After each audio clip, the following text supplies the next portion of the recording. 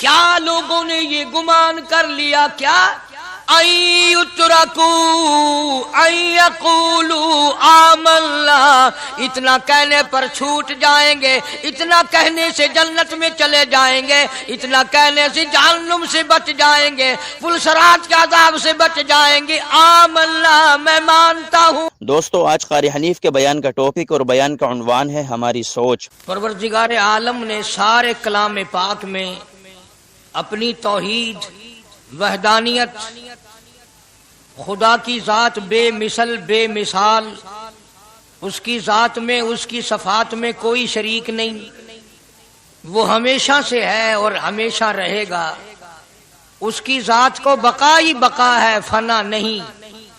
اسی نے اپنی قدرت کاملہ سے نظام کائنات کو پیدا فرمایا اور سارے عالم کے نظام کو وہ خود ہی چلاتا ہے، جدھر کی چاہے ہوا چلائے، جدھر کی چاہے دھوپ چھاؤں کا نظام بنائے، وہ کسی معاملے میں بھی کبھی بھی نہ کسی کا محتاج تھا اور نہ ہے۔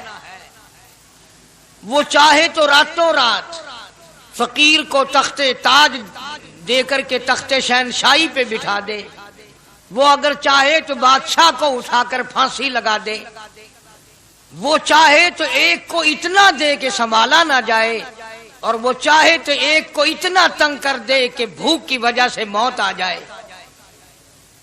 بڑی بے نیاز ذات ہے اس مالک اور قدیر کی۔ نظام شمسی، نظام قمری، ستاروں کا نظام، آسمانوں کا نظام، دریاؤں اور سمندروں کا نظام، سارا وہ خود چلاتا ہے۔ نہ کبھی الیکشن ہوتا ہے، نہ کبھی انتخابات ہوتے ہیں، نہ کبھی یہ سننے میں آیا کہ سمندروں کی چیئرمینی فلاں کو ملے گی، دریاؤں کی چیئرمینی فلاں کو ملے گی۔ فرمایا لم یلد ولم یولد، بس میں ہوں اور کوئی نہیں۔ اسی لیے محبوب کائنات حضرت محمد الرسول اللہ صلی اللہ تعالی علیہ وسلم کو اللہ تبارک و تعالی نے ختم نبوت کا تاج پہنا کر کے بھیجا کہ میرے محبوب دنیا میں جاؤ، لوگ میری ذات کو بھول گئے، کھلانے والے کو بھول گئے، پلانے والے کو بھول گئے، اور اس سے بڑھ کر کے کیا بدجانتی ہوگی، پیدا کرنے والے کو بھول گئے۔ آدمی کے جسم کا نظام کون بنا سکتا ہے؟ اب یہ آنکھ ہے، بظاہر آنکھ ہے، لیکن بجلی کی وائرنگ کی طرح آنکھ سے لے کر پاؤں کے تلی تک ایک نظام چل رہا ہے۔ کان کا نظام ہے، ناک کا نظام ہے، ہاتھ کا نظام ہے، پیر کا نظام ہے، دل اور دماغ کا نظام ہے۔ یہ ساری کی ساری چیزیں وہ نہیں بنا سکتا تو اور کون بنانے والا ہے؟ اسی لیے فرمایا کالی کملی والے دنیا میں جاؤ، میرا نام بلند کرو، میری توحید کا جھنڈا بلند کرو، لوگوں کو بتاؤ کہ خالق کو نہ بھولو، مالک کو نہ بھولو، پروردگار کو نہ بھولو، اس رب کو نہ بھولو جس نے یہ سارا جہان بنایا۔ چنانچہ محبوب کائنات حضرت محمد کریم صلی اللہ علیہ وسلم نے جب یہ اعلان فرمایا کہ لوگوں اس کے سوا کوئی نہیں، پھر مکہ بدلا، برادری بدلی، قوم بدلی، اپنے بدلے، غیر بدلے، سب دشمن ہو گئے۔ ایک میری بات سمجھ لیں، آج جس طرح کا کلمہ آج ہم پڑھتے ہیں، اگر یہی کلمہ پڑھنا ہوتا تو ابو جہل کافر نہ مرتا، عتبہ کافر نہ مرتا، شیبہ کافر نہ مرتا، ولید ابن مغیرہ کافر نہ مرتا، امیہ ابن خلف کافر نہ مرتا، کہ لا الہ الا اللہ محمد الرسول اللہ بھی پڑھتے رہتے اور بتوں کی پوجا بھی کرتے رہتے، ان کو حاجت روا بھی مانتے رہتے، زنا بھی کرتے رہتے، شراب بھی پیتے رہتے، سب کچھ کرتے، کلمہ پڑھتے رہتے۔ ان کو صرف یہ بات سمجھ نہ آئی، بلکہ ان کی سمجھ یہ تھی کہ جس نے لا الہ الا اللہ منہ سے کہہ لیا، اس کو پھر ساری زندگی کا نظام اللہ کے حکموں کے تابع بنانا پڑے گا۔ جس نے لا الہ الا اللہ پڑھا، پھر وہ اپنی مرضی سے کھا نہیں سکتا، جو چاہے کھائے، اس کو اختیار نہیں۔ جس نے یہ اقرار کر لیا کہ اللہ کے سوا کوئی معبود نہیں، وہ میرا رب ہے، وہ میرا پروردگار ہے، اب اس کو اختیار نہیں کہ وہ جو چاہے کھائے، بکری کھائے گا، گائے کا گوشت کھائے گا، بھینس کا گوشت کھائے گا، مرغی کا کھائے گا، کتا نہیں کھائے گا، سور نہیں کھائے گا۔ اسے خود اختیار نہیں ہے جو چاہے کھائے. اسی طرح جس نے کلمہ پڑھا وہ پینے میں خود مختار نہیں کہ جو چاہے پیے. پانی پیے گا، سوڈا پیے گا، لسی پیے گا، شربت پیے گا، چائے پیے گا، شراب نہیں پیے گا، پیشاب نہیں پیے گا، حرام نہیں پیے گا. اختیار ختم. جب کھانے میں ہم مختار نہیں، اپنا اختیار نہیں رکھتے، پینے میں ہمیں اپنا اختیار نہیں، پہننے میں ہمیں اپنا اختیار نہیں، چلنے پھرنے میں ہمیں اپنا اختیار نہیں، اللہ کے حکموں کی تابع داری کرنی پڑے گی. آج یہی بات قرآن کریم نے تمہارے سامنے رکھی ہے. اور بھولے ہوئے مسلمانوں، خدا کا ہم پر کتنا بڑا کرم ہے کہ سفید داڑھی ہو جاتی ہے، قبر کے قریب ہو جاتے ہیں، اللہ پاک بار بار قرآن پھر سامنے لاتا ہے. اور مان جا، مان جا، اب بھی مان جا، اب بھی مان جا. فرمایا الف لام میم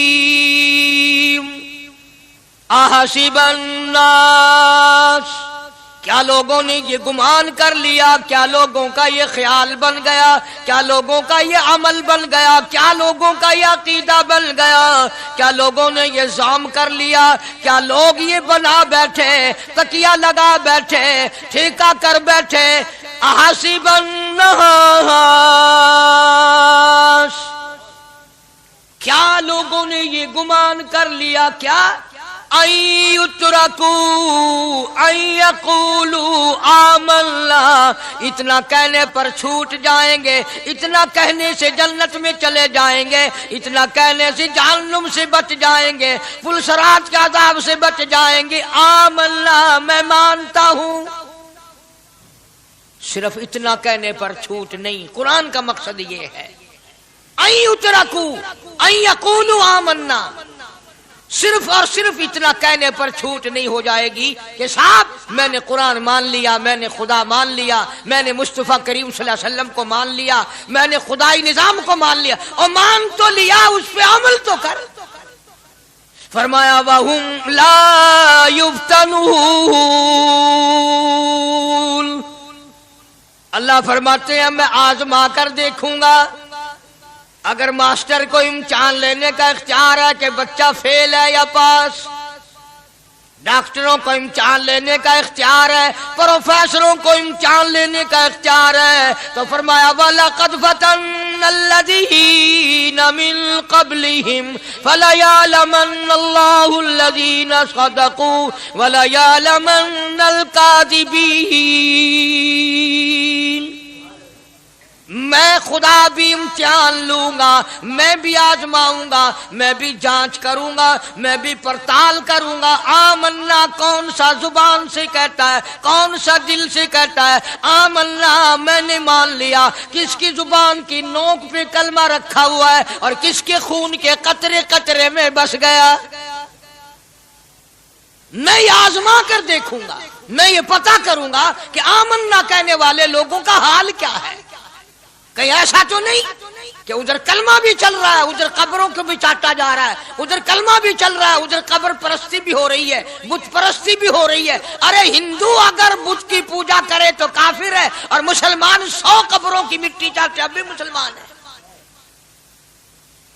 جناب صحابہ کرام رضوان اللہ تعالی علیہم اجمعین کی جانثار جماعت، وفادار جماعت، نبی کے اشاروں پہ جان دینے والی جماعت، نبی کے سچے عاشق صحابہ کرام کی جماعت آئی. عرض کیا یا رسول اللہ صلی اللہ علیہ وسلم، ہم قیصر و کسریٰ کے دربار میں جاتے ہیں، بڑے بڑے بادشاہوں کے دربار میں جاتے ہیں، ہم دیکھتے ہیں ان کے لوگ کارندے اپنے بادشاہوں کو سجدہ کرتے ہیں. آپ امام الانبیاء، آپ رسولوں کے رسول، آپ نبیوں کے نبی، ساری کائنات کے سردار، اجازت دو ہم بھی آپ کو سجدہ کیا کریں.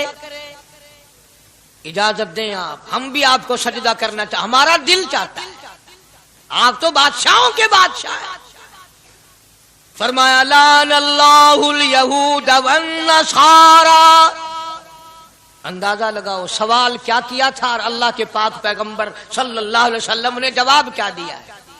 یہی فرما دیتے کہ نہیں بھائی، بلکہ مثال دی پچھلی. لعن اللہ الیہود والنصارى اللہ تعالیٰ نے لعنتی بنا دیا یہود و نصارہ کو. کیوں؟ اتخذوا قبور انبیائہم مساجدا، انہوں نے اپنے نبیوں کی قبروں کو سجدہ گاہ بنایا، اس لیے ملعون بن گئے، لعنتی بن گئے کہ انبیاء علیہ الصلوۃ والسلام کی قبروں کو سجدے شروع کر دیے. چلو یہاں پہ بات ختم ہو جانی چاہیے تھی. اتخذوا قبور انبیائہم مساجدا. مالک کائنات کی حضور میں رحمت صلی اللہ تعالی علیہ وسلم نے جھولی پھیلا دی. صحابہ کرام نے ایک سوال کیا، اللہ کے پاک پیغمبر نے اس کا جواب دے دیا، بات ختم ہو گئی. لیکن اللہ کے پاک پیغمبر نے اس بات کو اتنا پختہ کر کے دکھایا اور یہ ثابت کر دیا، میرے صحابہ تم نے سوال کیا، میں نے جواب دے دیا. آگے رب کی حضور میں جھولی پھیلا دی. الہ العالمین تیرے دروازے پہ میرا سوال ہے، اللہم لا تجعل قبری اصنام، مولا میری قبر کو سجدہ گاہ نہ بننے دینا. تجھ سے دعا مانگتا ہوں میری قبر کی سجدہ گاہ نہ بنے، میری قبر کو لوگ بتوں کی طرح سے نہ مانے. لوگ آج ایک بات کرتے ہیں کہ جی ہم نے اپنے باپ دادا کو یوں کرتے دیکھا، اب قرآن ماننے یا دادا پر دادا کو ماننے. محبوب کائنات حضرت محمد کریم صلی اللہ تعالی علیہ وسلم نے جب قوم کے سامنے اللہ کا قرآن رکھا، یہی جواب انہوں نے دیا، وَإِذَا قِيلَ لَهُمْ تَعَالَوْا إِلَى مَا أَنزَلَ اللَّهُ وَإِلَى الرَّسُولِ. مکے والے کہتے تھے او اللہ کے نبی، خدا کی بات مانے، قرآن مانے، رسول کو مانے، ما حسبنا ما وجدنا علیہ آباءنا، یا اس رستے کو ماننے جس پر ہم نے اپنے بڑکوں کو دیکھا، اپنے باپ دادا کو دیکھا، اس رستے پہ چلیں یا قرآن کے رستے پہ چلیں. ظاہر بات ہے ساری برادریاں غلط، ساری رسومات غلط، ساری لغویات غلط، ساری خرافات غلط، سارا جہان کوڑا، کالی کملی والا سچا، سارا جہان جھوٹا، خدا کا قرآن سچا، خدا کی ذات سچی، خدا کا فرمان سچا. پتہ نہیں کتنے لوگ رسمیں بنا بنا کر کے تباہ ہو کر دنیا سے رخصت ہو گئے. میں یہ کہتا ہوں بچہ پیدا ہوا، اللہ پاک نے کسی کو اولاد دی، بڑی نعمت ہے. اب بیٹا باپ کا ہے یا ماں کا ہے؟ سنو میری بات، اس ماں اور باپ کو نام رکھنے کا اختیار تو ہے، لیکن ایسے نام رکھنے کی اجازت نہیں جو مسلمانوں کے خلاف ہوں. تم تو اپنے بچوں کا نام رکھنے کے بارے میں بھی اختیار نہیں رکھتے، حالانکہ اولاد تمہاری ہے. تم اپنے بچوں کی پرورش کے بارے میں بھی خود مختار نہیں. اللہ کے پاک پیغمبر صلی اللہ علیہ وسلم نے حکم دیا، جب بچہ پیدا ہو سجے کان میں اذان کہو اور کھبے کان میں تکبیر کہو. یہ ثابت کر دو اذان تیری ہو گئی، تکبیر تیری ہو گئی، اب تیری زندگی 50 برس کی ہو، 100 سال کی ہو، بس اتنا وقفہ رہ گیا کہ تکبیر ہو چکی اور اللہ اکبر نیت بندنے کی دیر ہے. ظاہر بات ہے لوگ آج کل لکھے پڑے اعتراض کرتے ہیں کہ ہماری سمجھ میں بات نہیں آتی، دین نہیں سمجھ میں آتا، قرآن سمجھ میں نہیں آتا. اب بتاؤ یہ بچے کے کان میں جو 3 دن کا بچہ ہے اس کے کان میں جو اذان آ رہی ہے، اس کا کوئی بظاہر فائدہ ہے؟ جب 80 برس کا بوڑھا اذان سن کر مسجد میں نہیں آتا تو یہ بچہ بیچارہ اذان سن کے کیا کرے گا؟ جب لوگ اذان سن کر کنجری کا گانا بند نہیں کرتے، اذان سن کر بدماش اور بدکار عورتوں کے گانے اور فوش بند نہیں کرتے، دکان نہیں چھوڑتے، گھر سے اٹھ کر اللہ کے دربار میں بلائے ہوئے نہیں آتے، تو اب بتاؤ اس بچے کے کان میں اذان دینے کا کیا فائدہ؟ ظاہر ہے کہ یہ بات کہنی پڑے گی کہ حکم ہے محمد عربی صلی اللہ علیہ وسلم کا، اسے پورا کرنا پڑے گا، بظاہر فائدہ نظر آئے یا نہ آئے. ہم ظاہری فائدے کے پابند نہیں، ظاہری فائدوں کے مفاد کے ہم پابندی نہیں. اس لیے میں نے عرض کیا کہ ہم لوگ کسی بارے میں بھی اختیار نہیں رکھتے. سارا دن پانی پیو، روٹی کھاؤ، لیکن جب روزہ رکھ لو گے تو اب روٹی کھانے گناہ پانی پینا گناہ. یہی بات میں ثابت کرنا چاہتا ہوں کہ ہم لوگ اختیار میں نہیں ہیں، آزاد نہیں ہیں جتنا ہم نے اپنے آپ کو آزاد سمجھا ہوا ہے. اس لیے اللہ پاک جل شانہ فرماتے ہیں تبارک الذی بیدہ الملک، ساری برکتیں اسی کے ہاتھ میں ہیں جس کا ملک میں راج ہے. وَهُوَ عَلَىٰ كُلِّ شَيْءٍ قدیر، ہر چیز پہ اسی کا قبضہ، اسی کی قدرت، اسی کی حکمت، اسی کا علم، اسی کی بے نیازی چلے گی، کسی کی بات نہیں چل سکتی. انبیاء علیہ الصلوۃ والسلام کو دیکھو، سلیمان علیہ الصلوۃ والسلام کی 99 بیوی، ایک پیغمبر اور ایک بادشاہ، اتنا بڑا بادشاہ کہ ہوا تخت اڑائے پھرے، ہوا تخت اڑائے پھرتی ہے سلیمان علیہ السلام کا. سر پہ تاج نبوت ہے، نیچے تخت شہنشاہی ہے، ہوا تخت کو اڑاتی ہے. جہاں سلیمان علیہ السلام چاہتے ہیں ہوا اتار دیتی ہے، اور جہاں چاہتے ہیں ہوا اڑا کر لے جاتی ہے. اور پانی کا پتہ لگانے کے لیے پرندے موجود ہیں، جن تابع، انسان تابع، پرندے تابع، چرندے تابع.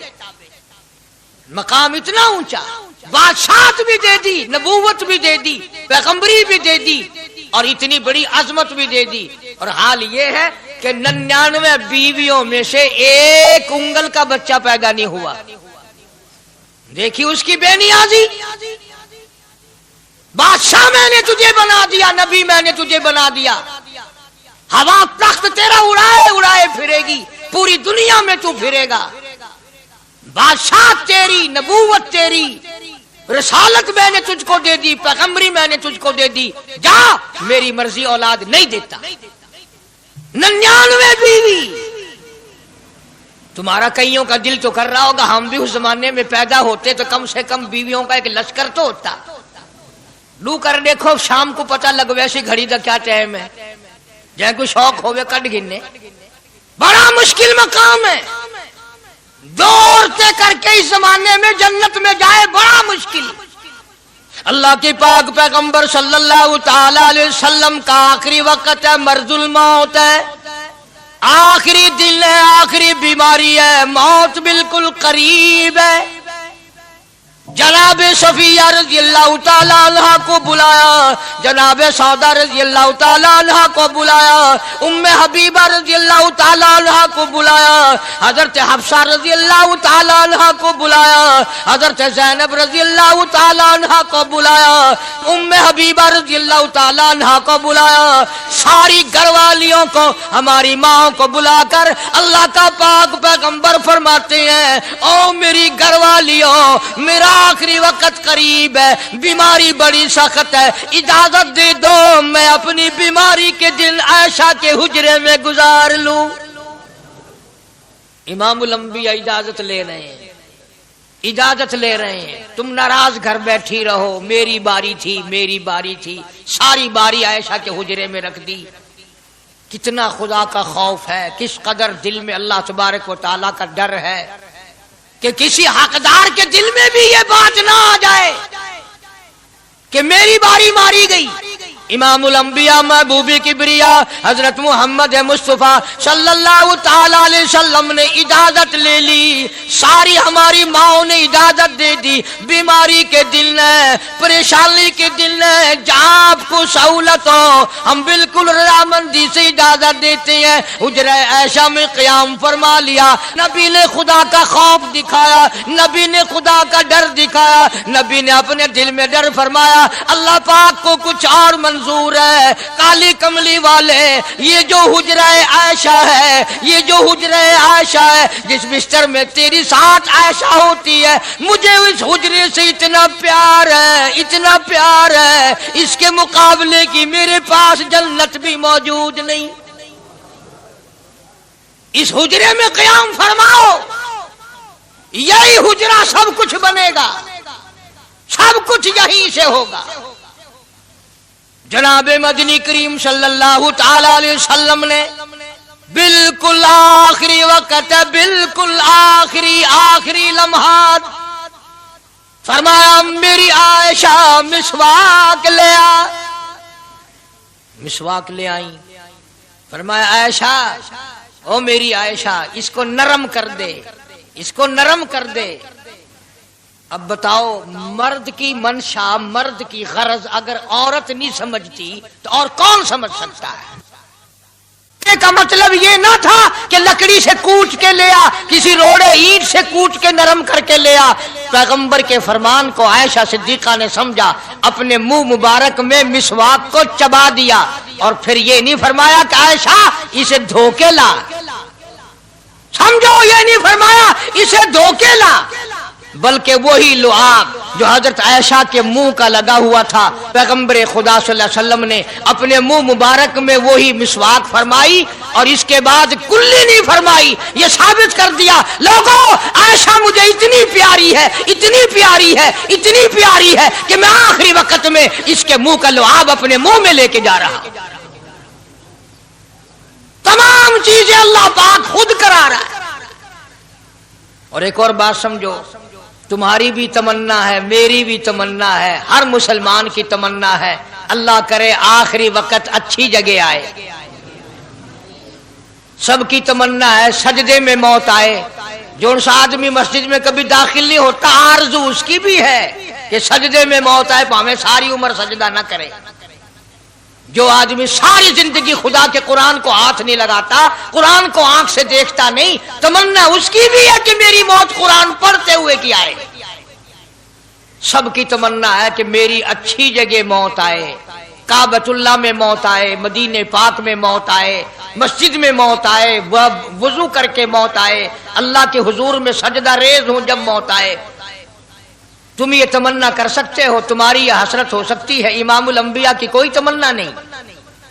کالی کملی والے کی بھی تو تمنا ہوگی، یا اللہ سب سے اچھی جگہ میری موت آئے۔ اللہ تبارک و تعالی جل شانہ نے یہ ثابت کر دیا، میرے محبوب تیرے لیے حجرہ عائشہ سے اچھی جگہ آسمانوں پہ بھی نہیں، جنت میں نہیں۔ یہ جو عائشہ کا حجرہ ہے، جہاں جبریل کے سلام آتے ہیں، جہاں خدا کا قرآن نازل ہوتا ہے، اس سے اچھا کوئی ٹھکانہ نہیں۔ اور ایک اور بات سمجھو، آج کل بھی تجربہ کر لیں، باپ سے دھی کو بڑا پیار ہوتا ہے، اور باپ کو بھی اپنی بیٹی سے بڑا پیار ہوتا ہے۔ یوں ہی اگر منہ بنا دے بیٹی ابا کے سامنے اور اتنا سا لفظ کہہ دے ابا، رونے کی شکل بنا کر، خدا گواہ باپ کا کلیجہ پھٹ جاتا ہے۔ کیا ہوا بیٹی، دیے کیے؟ وہ چپ کر ویندی، 10 مہینوں ہویا کیے؟ چین نہیں آتا جب تک دھی سے پوچھ نہ لے۔ آخری وقت ہے پیغمبر خدا صلی اللہ علیہ وسلم کا، اور حضرت فاطمہ الزہرا رضی اللہ تعالیٰ عنہ اور عائشہ صدیقہ رضی اللہ تعالیٰ عنہ دونوں موجود ہیں۔ اور لوگوں، آج ہمیں باپ کو دنیا سے جاتا ہوا بیٹی دیکھ کر گوارا نہیں کر سکتی، تو فاطمہ الزہرا جس کا ابا کالی کملی والا ہو کیسے گوارا کرتی؟ خود حضرت علی فرماتے ہیں رضی اللہ تعالیٰ عنہ کہ پیغمبر کی وفات کے بعد 6 مہینے فاطمہ الزہرا زندہ رہی، کسی نے ہنستی ہوئی نہیں دیکھی۔ خود حضرت علی گواہ ہے، فرماتے ہیں 6 مہینے میں کبھی پیٹ بھر کے نہیں کھایا، ہر وقت رویا کرتی تھی۔ کبھی کہتی تھی، او لوگو تم نے کن ہاتھوں سے میرے ابا کی قبر پہ مٹی ڈالی، تم نے کن ہاتھوں سے شہنشاہ کائنات صلی اللہ تعالی علیہ وسلم کو قبر مبارک میں رکھ دیا۔ ثابت میں یہ کرنا چاہتا ہوں کہ میرا یہ عقیدہ ہے کہ جناب عائشہ صدیقہ رضی اللہ تعالی عنہا کی گود میں حضور کی وفات ہوئی۔ آپ کی وفات شریف حضرت عائشہ صدیقہ کی گود میں ہوئی، تو خداوند کریم نے جس نے ساری کائنات کا آپ کو سردار بنایا، رحمت للعالمین بنایا، ساقی کوثر بنایا، شافی محشر بنایا، تمام مسلمانوں کا پوری کائنات کے لیے رحمت بنا کر کے بھیجا، اللہ پاک نے سب سے اچھی جگہ حضرت عائشہ صدیقہ کی گود پسند آ گئی۔ اس لیے محمد عربی صلی اللہ تعالی علیہ وسلم نے ساری زندگی لا الہ الا اللہ محمد الرسول اللہ لوگوں تک پہنچانے کے لیے مار کھائی۔ آج ہم کلمہ بھی پڑھ رہے ہیں، جھوٹ بھی بول رہے ہیں، کلمہ بھی ہو رہا ہے، رشوت بھی چل رہی ہے، کلمہ بھی پڑھ رہے ہیں، لوگوں کی دھی بیٹیوں کے ساتھ بدکاری بھی ہو رہی ہے، کلمہ بھی چل رہا ہے، شراب بھی پی رہے ہیں، کلمہ بھی پڑھ رہے ہیں، سور بھی کھا رہے ہیں۔ بتاؤ یہ کیا کلمہ ہے؟ کلمہ. حضرات صحابہ کرام رضوان اللہ تعالی علیہم اجمعین کا یہ عالم ہے، جس نے کلمہ پڑھا اس نے پوری زندگی 1 سیکنڈ میں بدل دی، 1 سیکنڈ میں بدل دی.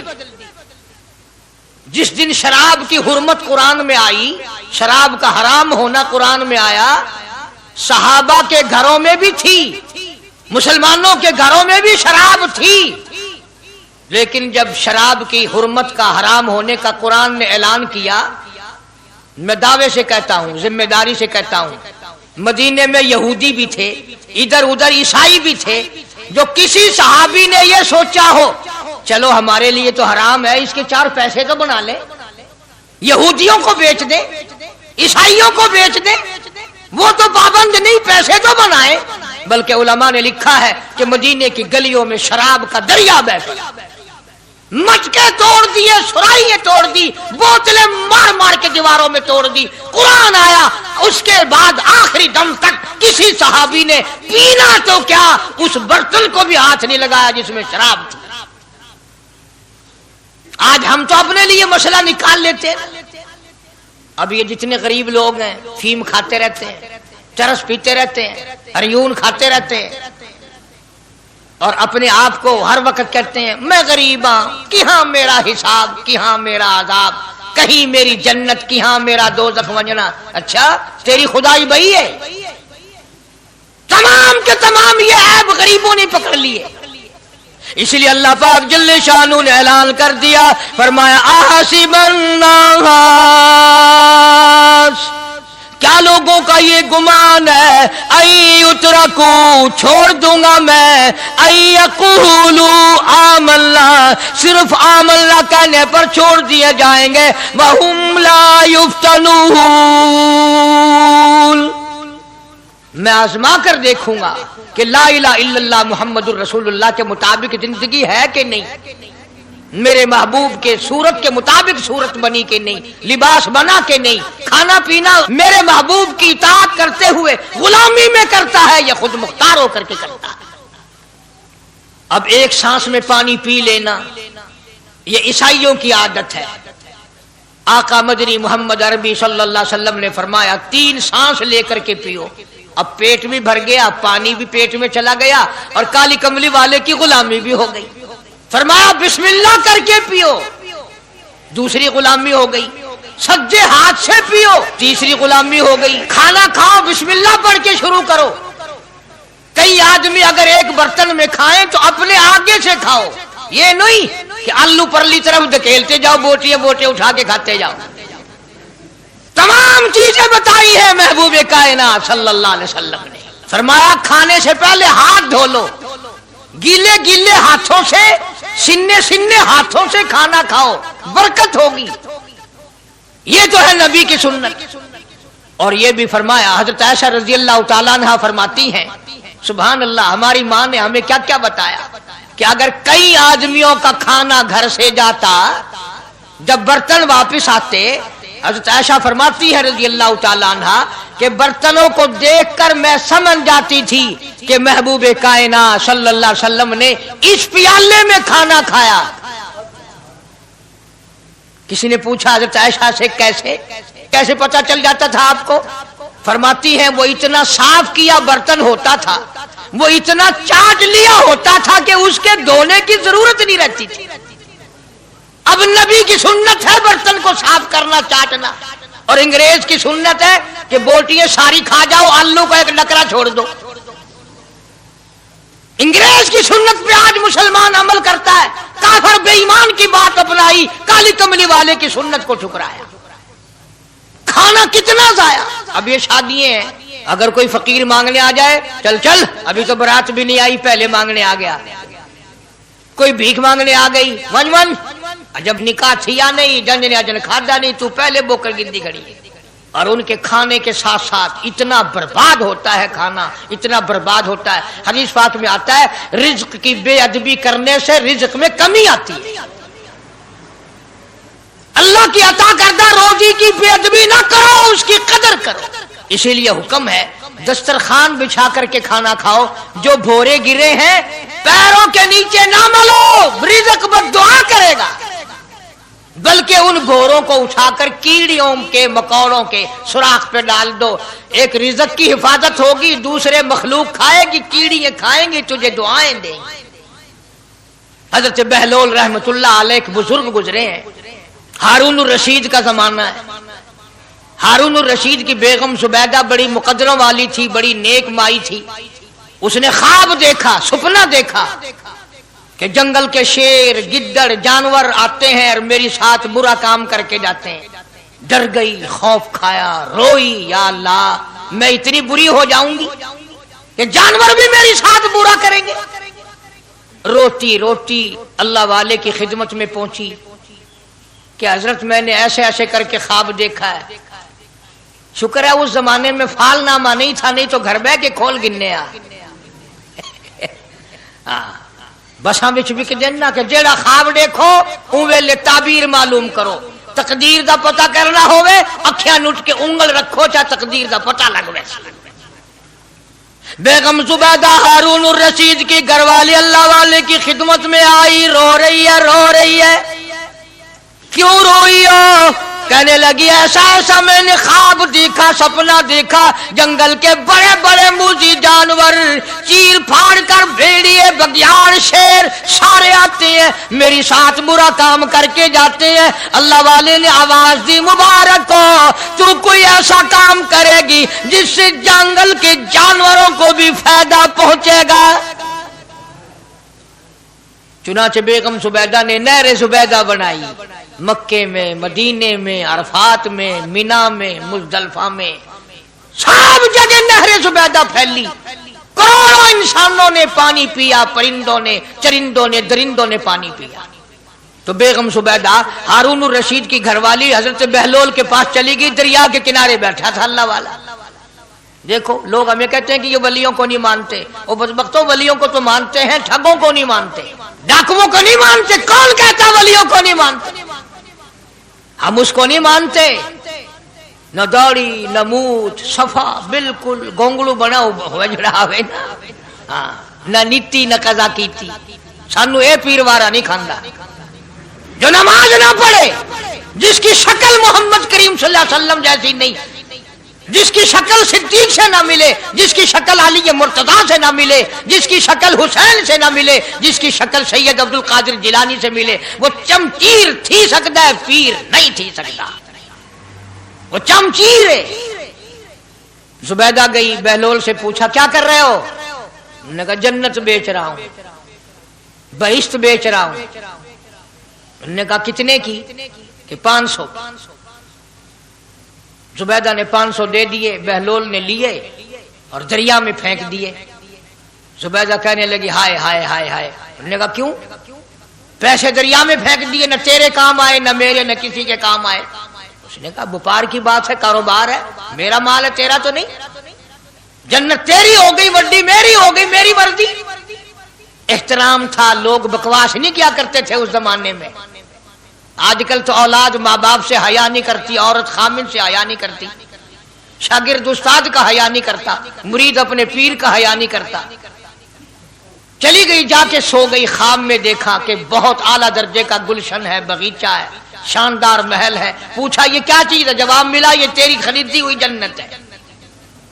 अगले दिन फिर पहुंची, बहलोल वहीं बैठे हैं। पूछा क्या कर रहे हो? कि जन्नत बेच रहा हूं। कितने की? कि 5000 की। उन्होंने कहा तोबा तोबा, इतना महंगा हो गया एक दिन में। उन्हें पूछा बहलोल मंडी में माल नहीं रहा या खरीदार ज्यादा आ गए?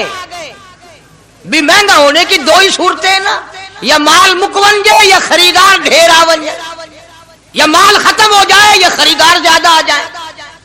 उन्होंने कहा बहलोल बहुत महंगी हो गई एक रात में जन्नत। उन्होंने कहा जुबैदा कल मेरी जुबान पे यकीन करके खरीदी थी, आज जन्नत देख के आई है। कल मेरी जुबान पे यकीन किया था, आज आंखों से देख कर आई है, आंखों के देखने ने महंगा कर दिया। उसने फिर भी ये नहीं सोचा कि चलो कल खरीद तो ली है, ज्यादा जन्नत को अपन क्या करेंगे, किराए पे थोड़ी देनी है जन्नत। कुछ तो साढ़े बिच हो गया ना, तो आख्या चल जितनी मर्जी आवे महंगी करा सा, तो अपनी गिद्दी खड़े हैं, जितनी मर्जी आवे महंगी कर दो। زبیدہ نے 5000 دیے اور اس کے حوالے کر دیے، بہلول نے لے کر پھر دریا میں پھینک دیے۔ پھر زبیدہ کو تکلیف ہوئی، اس نے کہا یہ کیا کیا تم نے؟ فرمایا کملی تجھے پتہ نہیں، اس اگلے علاقے میں قحط پڑا ہوا ہے، لوگ مرد عورت بچے بھوکے مر رہے ہیں، بھوکے مر رہے ہیں لوگ، میں جو یہ پیسے پھینکتا ہوں مچھلیاں اپنے منہ میں لے کر پانی کے بہاؤ کے ساتھ ساتھ چلتی ہیں، آگے بھوکے لوگوں نے کانٹے لگا رکھے ہیں، جال لگائے ہوئے ہیں، وہ مچھلیاں پکڑ لیتے ہیں، ان کا جب پیٹ چاک کرتے ہیں اندر سے آٹے کے پیسے نکل آتے ہیں، وہ بھوکے روٹی کھا کر تجھے بھی دعا دیتے ہیں، مجھے بھی دعا کرتے ہیں۔ مخلوق کا بھلا منانا سب سے بڑی عبادت ہے۔ آج یہی چیز تو مسلمان سے چھوٹ گئی کہ وہ صرف اپنی پیٹ پرستی کرتا ہے، اپنی غرض پرستی کرتا ہے، اپنی نفس پرستی کرتا ہے، انسانیت کے مقام پر نہیں سوچتا کہ دوسرا بھی میرے جیسا انسان ہے، اس کے بھی پہلو میں دل ہے، اس کو بھی پیٹ لگا ہوا ہے، اس کے بھی بال بچے ہیں، اس کی اپنا سب کچھ سامنے ہے ہر آدمی۔ اس لیے قرآن کریم نے اعلان کر دیا کہ تم کلمہ پڑھ کے جنت کے ٹھیکیدار نہ بنو، جنت بڑی اوکھی ہے، جنت کی قیمت پوچھنی ہو بلال سے پوچھ کے آ، جنت کی قیمت زنیرہ سے پوچھ کے آ جس کی آنکھیں نکال دی گئی، ابو فقیہہ سے پوچھ کے آ جس کی پسلیاں توڑ دی گئی۔ اس لیے میں نے یہ عنوان عرض کر دیا کہ چھڑا کلمہ کافی نہیں، بلکہ کلمے والی زندگی بنانی پڑے گی، کلمے کے مطابق اپنے آپ کو چلانا پڑے گا، نماز آئے گی، روزہ آئے گا، زکوٰۃ آئے گی، حج آئے گا، شرک چھوڑنا پڑے گا، بدعت چھوڑنی پڑیں گی، لغویات اور بکواسات سے پرہیز کرنا پڑے گا، حرام کھانا نہیں چھوڑنا پڑے گا، حرام پینا چھوڑنا پڑے گا، حرام دیکھنے کی اجازت نہیں، حرام سننے کی اجازت نہیں، حرام پکڑنے کی اجازت نہیں۔ اس لیے اللہ تبارک و تعالیٰ قرآن کریم میں اعلان کرتے ہیں کہ میں بھی تو دیکھتا ہوں کہ کلمہ اس نے زبان کی نوک سے پڑھا یا دل سے پڑھا، اگر دل سے پڑھا تو یہ ساری چیزوں کی پرہیزگاری کرے گا، مانے گا، ہدایت یافتہ بن کر کے جائے گا۔ جس چیز سے پیار ہوتا ہے، جس چیز سے محبت ہوتی ہے، یا یوں کہو جس آدمی سے محبت ہوتی ہے اس کی ہر چیز سے پیار ہوتا ہے۔ یہ ممکن نہیں کہ ایک آدمی یہ کہے کہ تیری شکل سے تو مجھے پیار ہے پر تیری آنکھوں سے بڑی نفرت ہے، اس کے انگ انگ سے محبت ہوتی ہے، حتیٰ کہ اس کے کپڑوں سے بھی پیار ہوتا ہے، اس کی آل اولاد سے بھی انس اور محبت ہوتی ہے۔ وہ کہتے ہیں نا مکاں کو ہے زینت مکیں کے قدم سے، ظرف کی قیمت جو ہے وہ مظروف کی وجہ سے بنتی ہے۔ اب دنیا میں اسلام اور ایمان کی بنیاد یہی چیز بنے گی کہ جیسے کہ حضور کریم صلی اللہ علیہ وسلم کی ذات اقدس سے محبت ہے، پیار ہے، عظمت ہے، تعلق ہے، اسی طرح سے صحابہ کرام ہو یا نبی کا خاندان ہو یا نبی کا مکان ہو یا نبی کا لایا ہوا دین ہو، ہر چیز سے پیار ہونا چاہیے۔ یہ نہیں کہ حضور کریم صلی اللہ علیہ وسلم کی ذات اقدس سے تو محبت ہو، پیار ہو، تعلق ہو اور آپ کے نظام سے نفرت ہو، پھر مسلمانی نہیں۔ خاندان نبوت سے بھی پیار کرنا پڑے گا اور ہونا چاہیے۔ اسی لیے میری ایک بات دل کی تختی پہ لکھ کے لے جاؤ کہ ہمارے نبی کی بات بھی نرالی اور ہمارے نبی کی جماعت بھی نرالی، ہمارے نبی کی ذات بھی نرالی، شان بھی نرالی، شہر بھی نرالا، ملک بھی نرالا۔ کیا چیز عرض کر کے میں آپ کو سمجھاؤں؟ اللہ پاک کو کیا ضرورت پڑی تھی مکے مدینے کی گلیوں کی قسم کھانے کی؟ خدا کو شوق چڑھا کہ پتھروں کی قسم کھانا؟ فرمایا لا اقسم بہذا البلد، میرے محبوب جن گلیوں میں تیرے قدم لگے ہیں مجھ خدا کو ان گلیوں کی قسم، ان شہروں کی قسم، اس وطن کی قسم۔ انناس وہاں نہیں پیدا ہوتا، سیب وہاں نہیں پیدا ہوتا، انگور وہاں نہیں پیدا ہوتا، غلہ کھانے پینے کا سامان وہاں کچھ نہیں پیدا ہوتا، ہے پہاڑ اور پہاڑ بھی خشک، لیکن محبوب جہاں رہتا ہو اس کی ہر چیز سے پیار ہوتا ہے۔ یہ مثال دینی تو نہیں چاہیے، ویسے سمجھانے کے لیے کہتا ہوں۔ مجنو کو ایک اونٹ والا آدمی مل گیا، اس نے مجنو نے پوچھا کہ تو کہاں چلا ہے؟ تو مشہور تو تھا ہی، لوگ جانتے تھے کہ یہ مجنو نے کہا لیلا کے شہر چلاؤں کہ میرا سلام کہیو بہت بہت، کہ اچھی بات۔ آدھا میل وہ اونٹ والا چلا، پھر دوڑ کے بھاگ کے اسے رلا، کہنے لگا میرا پیغام یاد ہے؟ کہ ہاں یاد ہے، کہ زور زور سے سلام کہنا۔ آدھا میل، ایک میل پھر چلا وہ اونٹ والا، پھر دوڑ کے مل گیا، حتیٰ کہ اس شہر میں ہی پہنچ گیا جہاں اس نے جانا تھا۔ اونٹ والا کہنے لگا رے میرا سر کھاتے کھاتے تو نے یہ وقت کر دیا، تو خود ہی جا کے سلام کہہ لے، اب تو شہر وہی آ گیا، میں کیا کہوں گا۔ تو جب شہر کے اس علاقے میں گیا جہاں لیلا رہتی تھی تو گلی سے کتا نکلا، مجنوں نے بیٹھ کے کتے کے پاؤں چومنے شروع کر دیے، لوگ کہنے لگے پاگل ہے، گدھا ہے، دیوانہ ہے۔ مولانا روم فرماتے ہیں کہنے لگا پائے سگ بوسیدہ مجنو خلقش گفتہ اینچ بہود، پائے سگ بوسیدہ مجنو خلقش گفتہ اینچ بہود، گفت مجنو گاہے گاہے کوئے لیلا رفتہ بہود۔ لوگوں نے کہا پاگل کتے کے پاؤں چوم رہا ہے، تیری عقل ماری گئی۔ مجنو کہنے لگا پہلے اپنی آنکھوں کا تو علاج کرو، تمہیں کتا تو نظر آتا ہے، یہ نظر نہیں آتا، یہ آیا کس کی گلی سے ہے، نکلا کس کی گلی میں سے ہے۔ جب دل میں کوئی بات سما جائے پھر یہی حال بنا کرتا ہے۔ جنگل میں بیٹھا ہوا مجنو انگلی سے لکیریں نکال رہا تھا، کچھ لکھ رہا تھا اور دیکھ رہا تھا۔ کسی نے پوچھ لیا کیا کر رہا ہے یہاں جنگل میں بیٹھا ہوا؟ کہنے لگا گفت نقشے نام لیلا می رقم، گفت نقشے نام لیلا می رقم، خاطر خود را تسلی میں دہم۔ کہنے لگا لیلا کا نام لکھ لکھ کر دیکھتا ہوں، تسلی دیتا ہوں اپنے دل کو۔ عرض کرنے کا مقصد یہ کہ جب دل میں کسی کی بات سما جائے پھر اس کی شکل سے، پھر اس کے پیر کی خاک سے، ہر چیز سے محبت ہو جاتی ہے۔ تو مسلمان جب کلمہ پڑھتا ہے لا الہ الا اللہ محمد الرسول اللہ صلی اللہ تعالی علیہ وسلم، تو اللہ پاک نے جس نبی کی محبت دلوں میں ڈالی ہے اس کی ہر چیز سے پھر پیار ہونا چاہیے۔ اب جو جماعت نبی کے ساتھ ساری زندگی رہی ہو، آخری وقت تک جس جماعت نے سرکار دو عالم صلی اللہ علیہ وسلم کا ساتھ دیا ہو، وہ جماعت کتنی ممتاز ہوگی، وہ کتنی شان والی جماعت ہوگی کہ معمولی لوگ تو نہیں ہے، اور ان کی بڑی خصوصیات ہیں۔ مثلا ایک قافلہ چل رہا ہے، اور وہ قافلہ اور وہ لشکر بھی کتنا خوش قسمت ہوگا جس میں خود محمد عربی صلی اللہ علیہ وسلم موجود ہے۔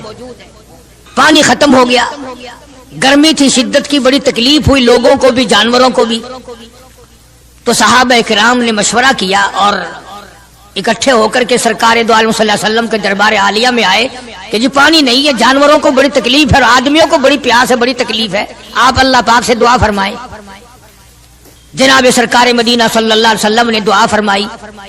آواز آئی میرے محبوب موسیٰ علیہ الصلوۃ والسلام نے بھی پانی مانگا تھا، میں نے ان کو پانی دیا۔ اس طریقے سے قرآن کہتا اضرب بعصاک الحجر، لکڑی پتھر میں مارو، انہوں نے پتھر میں آسا مارا، ہم نے فانفجرت من حسنتا عشرۃ عینا، ہم نے 12 چشمے جاری کر دیے تھے۔ موسیٰ علیہ السلام نے لکڑی ماری۔ او میرے نبی، آج میں اگر آپ سے بھی لکڑی لگواؤں، اسی طرح سے آپ کو بھی لکڑ پتھر میں مارنی پڑے، پھر کلیم میں اور حبیب میں کیا فرق ہوگا؟ وہ کلیم اللہ ہے، آپ حبیب اللہ ہیں، آپ کو لکڑی مارنے کی ضرورت نہیں۔ یہ پیاری پیاری انگلیاں جو یتیم کے سر پہ پھرتی ہیں، یہ پیاری پیاری انگلیاں جو ہر صحابی کے ساتھ مسافہ ہونے میں ملتی ہیں، غریبوں کے لیے دعا کے لیے اٹھتی ہیں، میرے محبوب صلی اللہ علیہ وسلم یہی پیاری پیاری انگلیاں ایک پانی کے برتن میں آپ رکھ دیں، مجھے اپنی کبریائی کی قسم سارے قافلے کو ان انگلیوں سے نکلا ہوا پانی پلا دوں گا۔ چنانچہ آپ صلی اللہ علیہ وسلم نے ایک برتن میں انگلیاں رکھ دی، سارے جانوروں نے پانی پی لیا، سارے صحابہ کرام نے پانی پی لیا۔ اب میں نے عرض کر دیا ایک واقعہ اور آپ نے سن لیا، لیکن طے کو آپ نہیں پہنچے، اصل تو میں بھی نہیں پہنچ سکتا، میرا ادراک اتنا کہاں کہ پیغمبر کی باتوں کو میں 100% سمجھ سکوں، نہیں سمجھے۔ ارے پانی اور چیز ہے، دنیا سوڈے پیتی ہے، شربت پیتی ہے، جوس پیتے ہیں، طرح طرح کی چائے پیتے ہیں، دودھ پیتے ہیں، طرح طرح کے ملکوں کا پانی پیتے ہیں، سب جگہ ہر چیز پی ہوگی، ہزاروں مشروبات پیے ہوں گے، ہزاروں شربت پیے ہوں گے، ہزاروں قسم کے سکیش پیے ہوں گے، پر خدا کی قسم ابو بکر اور بلال اس جماعت کے جوان ہیں جنہوں نے حضور کی انگلیوں سے نکلا ہوا پانی پیا۔ یہ سعادت ہر ایک کو کیسے مل سکتی ہے؟ انہی لوگوں کو اللہ تبارک و تعالیٰ نے یہ مقام بخشا تھا کہ خداوند عالم نے ان کو اتنی بڑی عظمت عطا فرمائی۔ اور میں تو یہ کہا کرتا ہوں کہ صحابہ کرام کی نمازوں کو بھی ایک طرف رکھو، روزوں کو بھی ایک طرف رکھو، جہاد کو ایک طرف رکھو، ان کی فاقہ اور ان کا پیاسا مرنا اللہ کے راہ میں، ان ساری چیزوں کو ایک طرف رکھو۔ یہ بات ان کی کوئی کمی ہے کہ آنکھ بلال کی ہو اور امام الانبیاء کا چہرہ انور ہو؟ ہم تو ان لوگوں میں سے ہیں۔ ہمارے یہاں دارالعلوم دیوبند میں خزانے میں ایک چیز محفوظ ہے، 150 سال سے، 150-200 سال سے ایک چیز موجود ہے۔ سال بھر میں کبھی خاص موقع پر اس کا دیدار کرایا جاتا ہے، زیارت کرائی جاتی ہے۔ یہ میں صفائی نہیں دے رہا، کئی لوگ کہتے ہوں گے جی دیوبندیوں کی صفائی دیتا ہے، بلکہ میں اپنا عقیدہ اور اپنے بزرگوں کا پروگرام بتاتا ہوں کہ ایسے تھے لوگ۔ دارالعلوم دیوبند کے خزانے میں ایک رومال ہے، وہ رومال وہ ہے جس رومال میں تقریباً 200 برس محمد عربی صلی اللہ علیہ وسلم کا استعمال کردہ پہنا ہوا جبہ مبارک لپٹا رہا۔ یعنی یہ رومال حضور صلی اللہ علیہ وسلم کا استعمال کردہ نہیں، آپ ان کے ہاتھ نے، آپ کے چہرے انور نے یا آپ کے بدن مبارک کے کسی حصے نے اس رومال کو استعمال نہیں کیا، اور نہ کوئی غلط بیانی ہوئی، بلکہ یہ ثابت ہے کہ اس رومال میں حضور صلی اللہ علیہ وسلم کا جبہ مبارک جو تھا وہ 200 برس تک لپٹا رہا۔ حضرت مولانا محمد قاسم صاحب نانوتوی رحمت اللہ علیہ نے اس رومال کو سونے کی ڈبیا میں رکھا ہوا ہے، اور اس رومال کی سارے اللہ والے زیارت کرتے ہیں کہ یہ سرکار مدینہ صلی اللہ علیہ وسلم کے کپڑے کو لگا ہے، خود آپ کے جسم کو بھی نہیں، آپ کے کپڑے کو لگا ہے۔ جو لوگ حضور کے کپڑے کو لگے ہوئے کپڑے کی بھی عزت کرتے ہو، ان کے اندر حضور کی محبت کتنی ہوگی؟ وہ سونے کی ڈبیا میں موجود ہے، اور کبھی کبھی اس کا خاص موقع پر اہتمام کے ساتھ اس کی زیارت کرائی جاتی ہے۔ نام پتہ بتانے کی مجھے اجازت نہیں ہے۔ یہاں پاکستان میں ایک جگہ ہے، وہاں پر حضور کریم صلی اللہ علیہ وسلم کی ریش مبارک، آپ کی داڑھی مبارک کا ایک بال سونے کی ڈبیا کے اندر اور ڈبیا اور پھر اس میں بڑا کچھ عطر وغیرہ اس میں وہ سنبھال کے رکھا ہوا ہے، اور ایک بال مبارک میں سے 2-3 شاخیں اور نکلی ہوئی ہیں۔ میں یہ عرض کر رہا تھا کہ جو لوگ آپ کے نالین مبارک کی بھی عزت کرتے ہوں، ان کے خود اپنے دلوں میں کتنی محبت اور عظمت ہوگی۔ حدیث پاک کی ایک کتاب ہے جامع ترمذی، عربی مدارس میں پڑھائی جاتی ہے۔ اس کتاب میں سرکار مدینہ صلی اللہ علیہ وسلم کا حلیہ نقشہ موجود ہے۔ تمہارے دل میں تو کبھی یہ محبت بھی نہ اٹھی کہ کم سے کم ہم کبھی کتابوں میں حالات میں سنے تو صحیح، آپ کی شکل مبارک کس طرح کی تھی، رنگ مبارک کیسا تھا، انگلیاں مبارک کیسی تھی، چہرہ انور کیسا تھا، کتابوں میں سب کچھ موجود ہے۔ تم عادی بن گئے دوڑے سننے کے، غلط باتیں سننے کے، اصل بات رہی گئی۔ تو میں بتانا یہ چاہتا ہوں کہ جامع ترمذی کتاب جو ہے حدیث پاک کی، اس میں آپ صلی اللہ علیہ وسلم کی چپل مبارک کا نقشہ ہے، آپ کی نالین مبارک کا نقشہ ہے، یعنی سرکار دو عالم صلی اللہ علیہ وسلم کی جوتی مبارک کا نقشہ ہے۔ اب وہ ہے اس زمانے کی بالکل سادہ چپل ہے، پہاڑی قسم کی۔ تو میرے بزرگوں کا اور میرے اکابر کا، علماء دیوبند کا یہ عقیدہ ہے کہ اگر کوئی آنکھوں سے وہ نقشہ دیکھ لے، توجہ کرنا، اور دل میں یہ خیال لائے ہیں یہ بھی کوئی جتی ہے، باٹا والے اتنی اچھی بناتے ہیں، سروس والوں کی اتنی چپلیں اچھی ہیں، فلانے ملک کی اتنی اچھی ہیں، امریکہ میں یوں بنتی ہیں، ہمارے یہاں کمپنیاں یوں بناتی ہے، یہ تو کوئی خاص چپل نہیں۔ ہمارے بزرگوں نے لکھا ہے جس کے دل میں اتنی سی بات آئی، ایمان چلا گیا،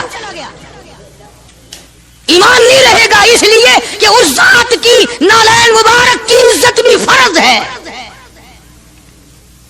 آئی بات سمجھ میں؟ یعنی کس قدر عظمت ہے، کس قدر محبت ہے، اور کس قدر تعلق ہے محمد عربی صلی اللہ علیہ وسلم کی ذات سے ان لوگوں کو۔ مولانا رشید احمد صاحب گنگوہی رحمت اللہ علیہ رمضان المبارک میں مدینے پاک سے مرید کھجوریں لا کے دے دیتے، تو آپ مریدین کو کھجوریں تقسیم فرماتے اور فرماتے گٹھلیاں مجھے واپس کر دو، کھجوریں کھا کر گٹھلیاں واپس دے دو۔ حضرت کیا کرتے؟ ان گٹھلیوں کو اکٹھا کر کے ہاون دستے میں کوٹ کر صفوف بنا کر رکھ لیتے، اور رمضان شریف میں جس پانی سے روزہ افطار کرتے وہ گٹھلیوں والا صفوف اس میں ملا کر پیتے کہ یہ میرے آقا کے شہر کی گٹھلیاں ہیں۔ کتنی بڑی عزت ہے. اس زمانے میں بجلیاں نہیں ہوتی تھی، چراغ جلتے تھے حضور کریم صلی اللہ علیہ وسلم کے گنبد خضرا پہ، جہاں ہر وقت اللہ کی رحمتیں برستی ہیں. اللہ ہر ایک کو زیارت نصیب فرمائے. 24 گھنٹے فرشتے سلام پڑھ رہے ہیں، صلات پڑھ رہے ہیں، درود پاک پڑھ رہے ہیں، چاروں طرف سے رحمت ہی رحمت برس رہی ہے. تو زیتون تیل جلتا تھا. کسی مرید نے حضرت کو لا کے وہ چراغ کا بچا ہوا تیل، ایک تو زیتون ویسے بکبکا ہوتا ہے، زیتون کا تیل کوئی ذائقے دار نہیں ہوتا، ویسے ہی بکبکا، اور پھر اس چراغ کا بچا ہوا جو جل چکا ہو اور بھی زیادہ بدبودار ہو جاتا ہے. لیکن مولانا رشید احمد گنگوہی رحمت اللہ علیہ کو جب کسی نے لا کے دیا تو حضرت نے وہ بچا ہوا چراغ کا تیل کھڑے ہو کے پیا. تو کسی نے پوچھا حضرت یہ کیوں؟ فرمایا تجھے کیا معلوم ہے یہ اس چراغ کا بچا ہوا تیل ہے جو کالی کملی والے صلی اللہ علیہ وسلم کے روضہ اقدس پہ جل رہا تھا. مولانا محمد قاسم صاحب نانوتوی رحمت اللہ علیہ کو کسی نے مدینے پاک سے رومال لا کے دیا. آپ اس کو چومنے لگے، آنکھوں سے لگانے لگے. تو کسی نے کہا حضرت کیا چوم رہے ہو؟ یہ تو اٹلی کا بنا ہوا رومال ہے، مدینے میں رومال تھوڑے ہی بنتے ہیں. یہ تو اٹلی کا فلاں ملک کا بنا ہوا، جرمن کا بنا ہوا رومال ہے، آپ چوم رہے ہیں اس کو؟ یہ مدینے میں تھوڑی فیکٹری کوئی رومالوں کی کارخانہ ہے. فرمایا نہیں ٹھیک ہے مجھے بھی پتا ہے بنایا جرمن والوں نے ہے، بنا اٹلی میں ہے، لیکن یہ بات تو دیکھ میں تو اس لیے چوم رہا ہوں کہ مدینے کی ہوا اس کو لگی ہے، مدینہ منورہ کی اس کو ہوا لگ گئی ہے، اس لیے میں محبت میں چوم رہا ہوں. عرض کرنے کا مقصد یہ کہ ان لوگوں کے دلوں میں پیار ہوتا ہے تو پیار کے اظہار کے طریقے ہوتے ہیں. محبت کبھی نہیں چھپی رہا کرتی. مولانا محمد قاسم صاحب نانوتوی رحمت اللہ علیہ جب مدینے پاک پہنچے کئی میل ادھر کوئی جوتا اتار دیا، رات کا وقت تھا، پیر زخمی ہو رہے ہیں، سواری خالی چل رہی ہے. کسی نے عرض کیا حضرت سواری پہ سوار ہو جاؤ، پاؤں زخمی ہو رہے ہیں. فرمایا مدینہ میرے آقا کا شہر ہے، سواری پہ چڑھ کر داخل ہوتے ہوئے مدینے پاک میں شرم آتی ہے. مدینے جیسے شہر میں سواری پہ چڑھ کر داخل ہوں. چنانچہ جتنے دنوں مدینے پاک میں رہے جوتا نہیں استعمال کیا، جوتا نہیں پہنا مدینے پاک میں رہتے ہوئے مولانا محمد قاسم نانوتوی رحمت اللہ علیہ نے.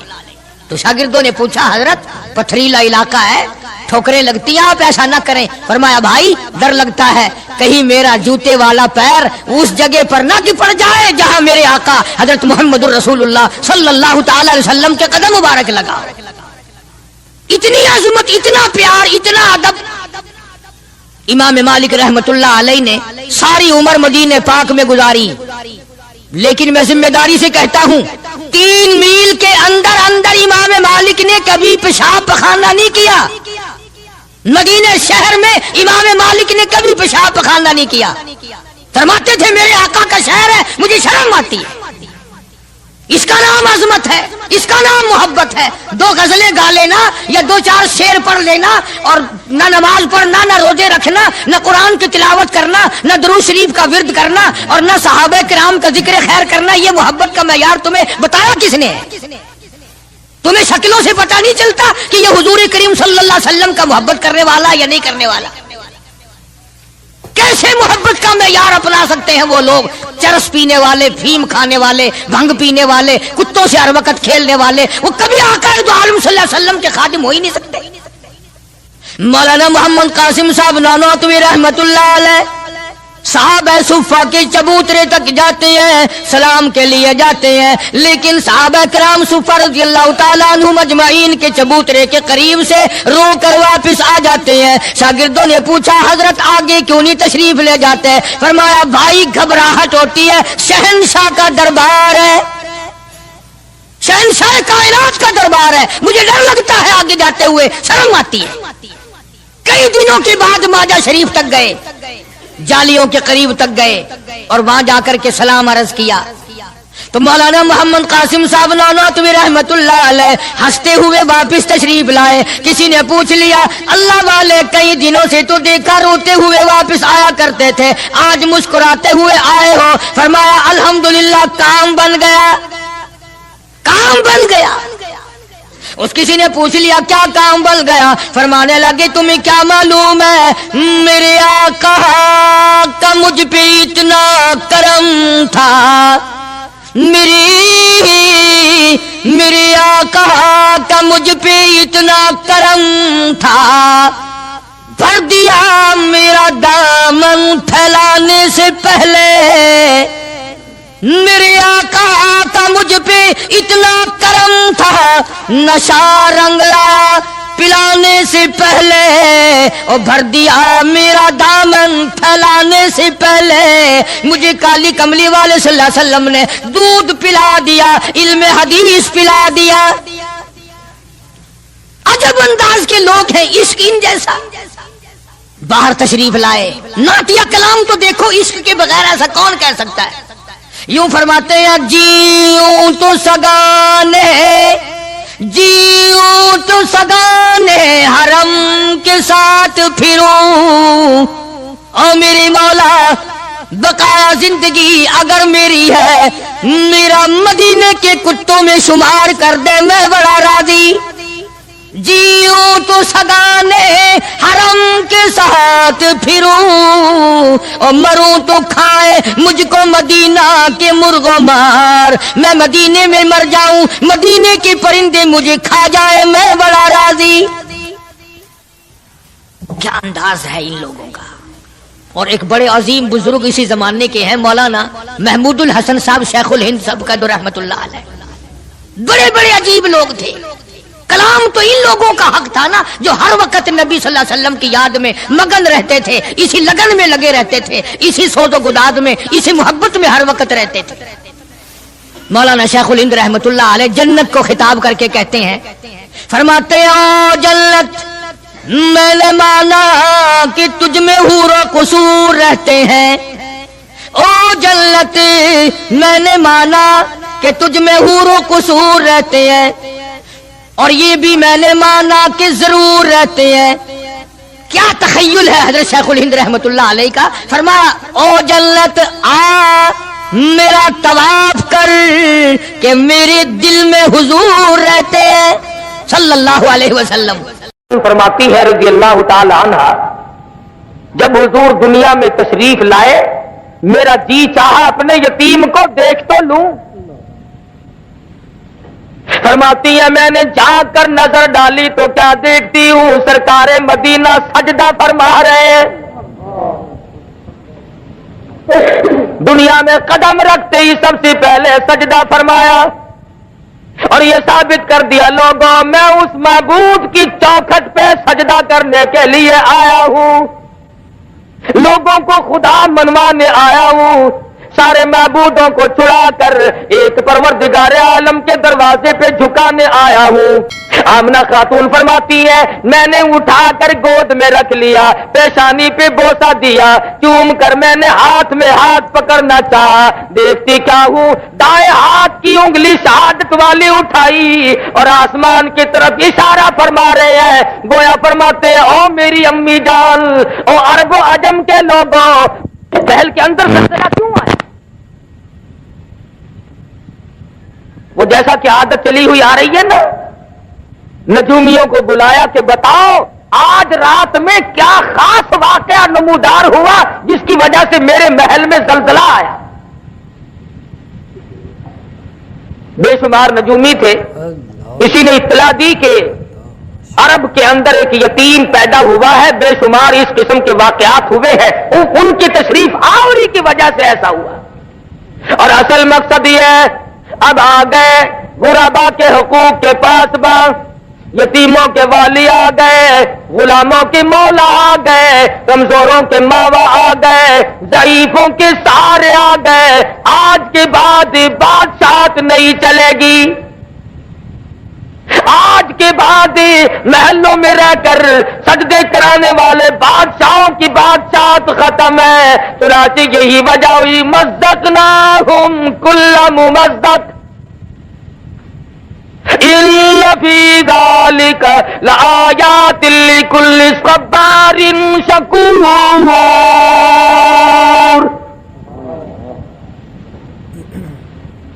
بادشاہوں کے ایوانوں میں زلزلے آ گئے، کالی کملی والے کے دنیا میں قدم رکھتے۔ ملک فارس کے اندر ہزاروں سال سے جو آگ روشن ہے، اسی رات میں خود بخود بجھ گئی۔ ہم لوگ تلاش میں ہیں، جستجو میں ہیں، تلاش کرتے پھرتے ہیں، اس کا سبب کیا بنا؟ پتا چلا وہ آگ کی پوجا کرنے والوں آ گئے محمد عربی صلی اللہ علیہ وسلم، آج کے بعد آگ کی پوجا نہیں ہوگی، ہزاروں سال سے جلنے والی آگ خود بخود بند ہو گئی، دریا خشک ہو گیا، جس پانی کی حضور کے زمانے سے پہلے لوگ عبادت کیا کرتے تھے۔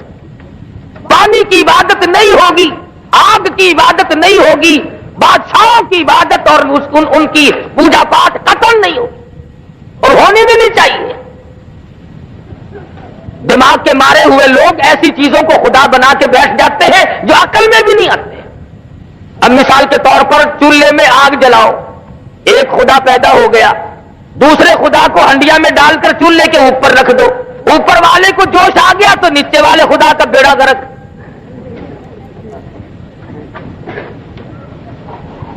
کوئی پانی کو خدا، کوئی آگ کو خدا، کوئی بادشاہ کو خدا، کوئی لکڑی کو خدا، کوئی پیپل اور بڑ کو خدا مانتا تھا۔ حضور اکرم صلی اللہ علیہ وسلم کی تشریف آوری سے ثابت ہو گیا کہ اب یہ تگ و دو نہیں چلے گی، یہ سارے معاملات ختم ہیں۔ مائی حلیمہ کہتی ہیں مجھے لوگوں نے بچہ نہ دیا، میرے پاس اپنا بچہ تھا، لوگ سمجھتے تھے اپنے بچے کو کھلاوے پلاوے گی، ہمارے والے کو بھوکا مارے گی۔ بالآخر آمنہ کے در پہ آئی اور کہنے لگی آمنہ اپنے یتیم کی زیارت تو کرا دے۔ لکھا سید آمنہ خاتون نے جب سفید چادر اپنے ہاتھ سے اٹھائی، چاند جیسی صورت نظر آئی، حلیمہ کی آنکھیں چندیا گئی، کہنے لگی مجھے اپنے کبریا کی قسم میری آنکھوں نے آج تک اتنا حسین بچہ دیکھا نہیں۔ حلیمہ کہتی ہے میں نے بھی ہزاروں بچے دیکھے، آمنہ فرماتی ہے میں نے بھی سینکڑوں ہزاروں بال بچوں کو دیکھا مگر اتنا جمیل کوئی نہیں۔ آواز آتی ہے، جبریل کہتے ہیں او آمنہ او حلیمہ تم تو عرب میں رہتی ہو، مکے کے علاقے کو جانتی ہو، میں مشرق میں پھرتا ہوں، مغرب کا چکر لگاتا ہوں، شمال کو دیکھتا ہوں، جنوب کو میں نے دیکھا ہوا ہے، اور میں نے ساری دنیا کی گردش کی ہے۔ آفاق اگر دیدم بسیار خوبا دیدم لیکن تو چیزیں دیگری، میں نے سارے جہان کا چکر لگا لیا ہے، اور جبریل کہتے رب اکبر کی قسم میری آنکھوں نے اتنا حسین دیکھا کوئی نہیں۔ اللہ پاک کی طرف سے آواز آتی ہے جبریل تم دیکھتے تو تب جب میں نے ایسا حسین کوئی پیدا کیا ہو، اب تو بنایا کرو گے، شاید اور بھی ایسے جمیل آ جائے، احسن آ جائے، خوبصورت آ جائے۔ فرمایا نہیں نہیں، رخ مصطفیٰ ہے وہ آئینہ، اب اس جیسا دوسرا آئینہ نہ ہمارے چشم خیال میں اور نہ دکان آئینہ ساز میں۔ فرمایا میرے پاس بھی اب ایسا حسین کوئی نہیں، جس سانچے میں نے کالی کملی والے کی صورت کو ڈالا ہے وہ سانچا ہی توڑ دیا۔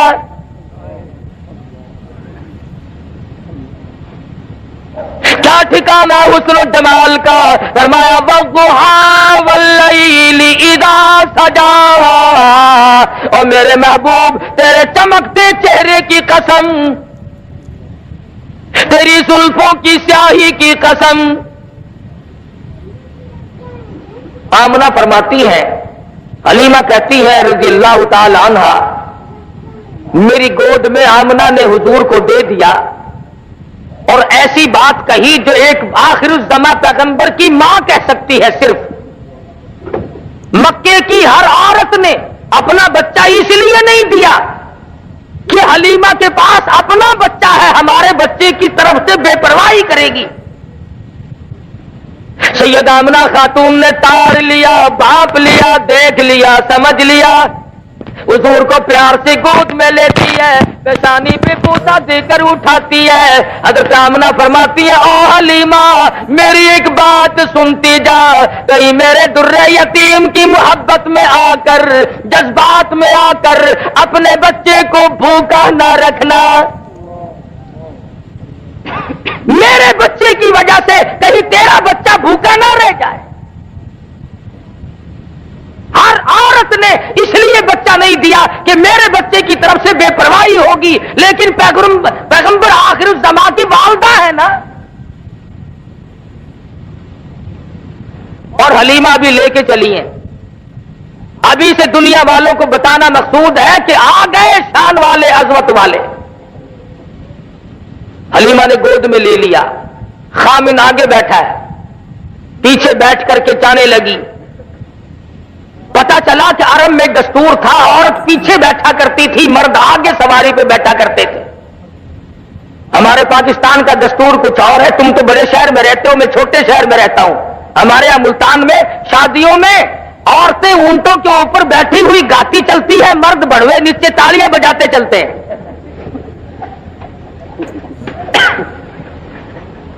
الٹا دستور جو عرب کے بگڑے ہوئے معاشرے میں بھی نہیں تھا. حلیمہ پیچھے بیٹھی ہے, حلیمہ کا خامن سواری کے اوپر آگے بیٹھا ہے. اٹھاتے ہیں اونٹنی کو, اٹھتی نہیں, چلاتے ہیں چلتی نہیں. اللہ میاں نے اونٹنی کو القا کر دیا, خبردار میرے محبوب کی طرف پیٹھ کیے بیٹھا ہے. شاباش.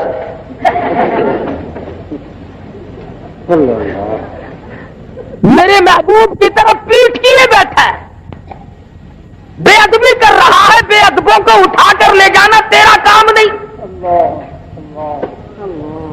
پیغمبر کی عمر شریف 3 دن کی ہے, اس دن اگر کسی نے پیٹھ کر دی تو اونٹنی اٹھا کر نہیں لے جاتی. اور جو 14ویں صدی میں آ کر کے نبی کے دین میں ملاوٹ کرے نمک پاروں کی, وہ کیسے کام چلے گا؟ جتنا ہو سکتا ہے اتنا ہی ملانے کی کوشش کی جا رہی ہے. اور بالآخر بات یہاں لے آتے ہیں کہ صاحب اس میں حرج کیا ہے؟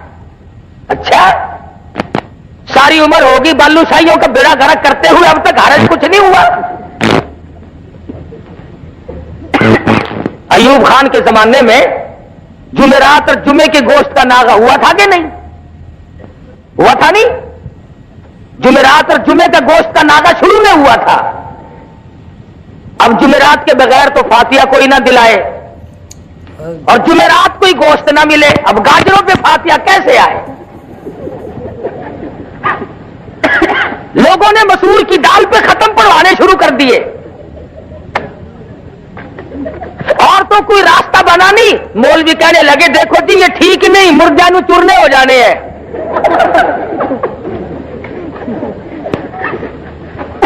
بڑی دھاڑ دھاڑ ہوئی, یعنی جمعرات کو گوشت کھولو, مر گئے ساگ پہ ختم پڑتے پڑتے.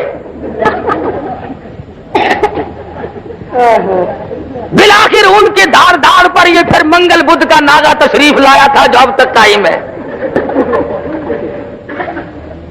تو کیا کرے؟ شادیوں میں تو ہم مولویوں کو تم بلاؤ نا, اور مرنے کے بعد ہم تمہیں رگڑا نہ چڑھائیں تو پھر کھائیں کب؟ یقین کرو ہم تو تم بیمار ہو جاتے ہو پوچھنے کے لیے اس نیت سے نہیں آتے کہ اللہ کرے خیر ہو, رستے میں دعا مانگتے آتے خدا کرے کانڈا نکل چکا ہو.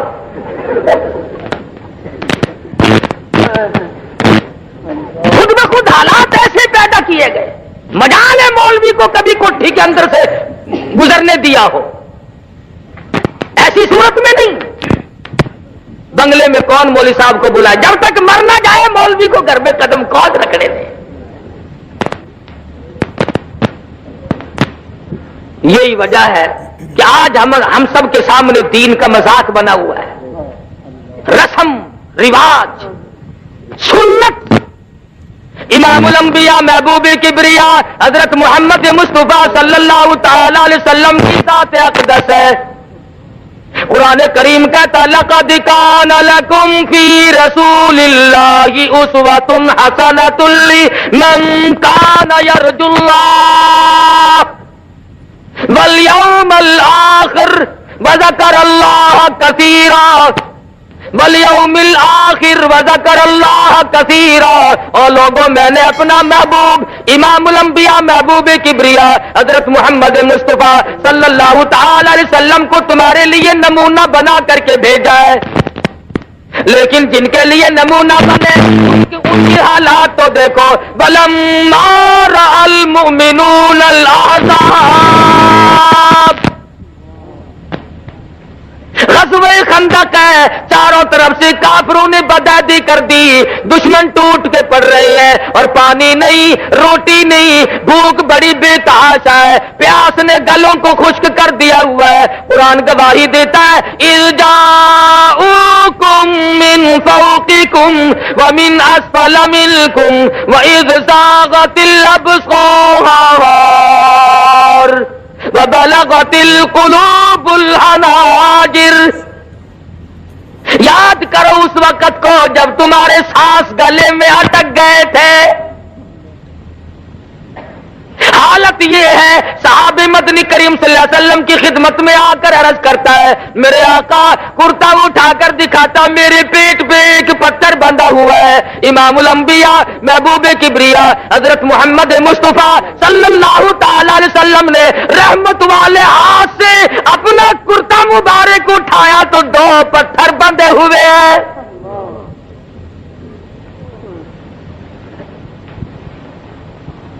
چاروں طرف سے مشکلات ہیں، پریشانیاں ہیں، لیکن اس وقت بھی ایمان دیکھو. قالوا هذا ما وعدنا اللہ وصدق اللہ ورسولہ وما زادهم الا ایمانا وتسلیما. بجائے پریشانیوں میں ڈھیلا پڑنے کے، کچھ کچا ہونے کے، صحابہ کرام کی گواہی قرآن کریم دیتا مضبوط ایمان بنتا چلا گیا. اس پریشانی کے عالم میں بھی قدم نہیں گھبرائے. بالآخر غزوہ خندق میں کافروں کا ایک بہادر مدنی کریم صلی اللہ علیہ وسلم کی فوج کے ہاتھوں، صحابہ کرام کے ہاتھوں مارا گیا. انہوں نے کہا جی آپ ہمارے بہادر کی لاش دے دیں، 10,000 روپے ہم سے لے لیں، 10,000 روپے ہم سے لے لیں. ان کے پاس روٹی نہیں، ریشن نہیں، اسلحہ نہیں، پانی نہیں، ضرورت ہے پیسے کی. مدنی کریم کی فوج بھوکی ہے، پیاسی ہے، درختوں کے پتے بھی نصیب نہیں. 3 دن گزر گئے، مدنی کریم کے غلاموں نے پانی آنکھوں سے نہیں دیکھا. ایسے وقت میں جب کہ ضرورت تھی کہنا چاہیے تھا کہ ہم تو جی 20,000 لیں گے، لیکن سرکار مدینہ صلی اللہ علیہ وسلم نے فرمایا جاؤ تم اپنے بہادر کی لاش یوں ہی مفت ہمارے پاس سے لے جاؤ. اور لوگوں یاد رکھو ہم مردوں کی قیمت کھانے والے نہیں، ہم مردوں کی ہم نہ ہوئے اس وقت. ہم ہوتے ضرور کہتے چلو جی بہت ہی نہیں کھاواں گے تو تھوڑی تھوڑی صحیح، کچھ تو راہ بنا ہی لیتے نا. کون مار کھائے، کس نے نظام مصطفیٰ صلی اللہ علیہ وسلم کے لیے دکھ اٹھائے؟ کیا شیخ الہند کی قبر سے پوچھو، مولانا مدنی کی قبر سے پوچھو، مولانا ابوالکلام آزاد مرحوم کی قبر سے پوچھو، رشید احمد گنگوہی کی قبر سے جا کے پوچھو، لاہوری کی قبر سے جا کے پوچھو کہ تمہارا کتنا وقت اور کتنی محنت تمہاری دین و اسلام کے لیے تمہیں اس دنیا میں کرنی پڑے گی.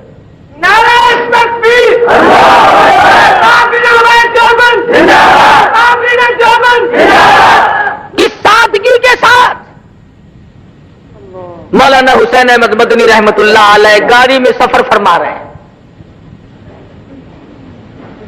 ہندو مسلمان اکٹھے رہتے تھے، ملک تھا ہندوستان. ہندو جب پیشاب وغیرہ کے لیے گیا تو کسی نے لیٹرین کو گندا کر رکھا تھا، بڑبڑاتا ہوا باہر نکل آیا. مولانا اٹھے اور لوٹا لیا اور اس کو جا کر کے صاف کر دیا. وہ مولانا کو قطن نہیں جانتا. فرمایا کہ آپ چلے جائے, آپ وہاں جانا چاہتے ہیں. وہ گیا, بڑا حیران کہ یہ کون آدمی ہے, مشرع ہے, بزرگ معلوم ہوتا ہے, نیک آدمی معلوم ہوتا ہے, لیکن اس نے میرے لیے اتنا دکھ اٹھایا. واپس آ کر کے کہنے لگا مولانا آپ کا نام کیا ہے؟ فرمایا لوگ مجھے حسین احمد کہتے ہیں.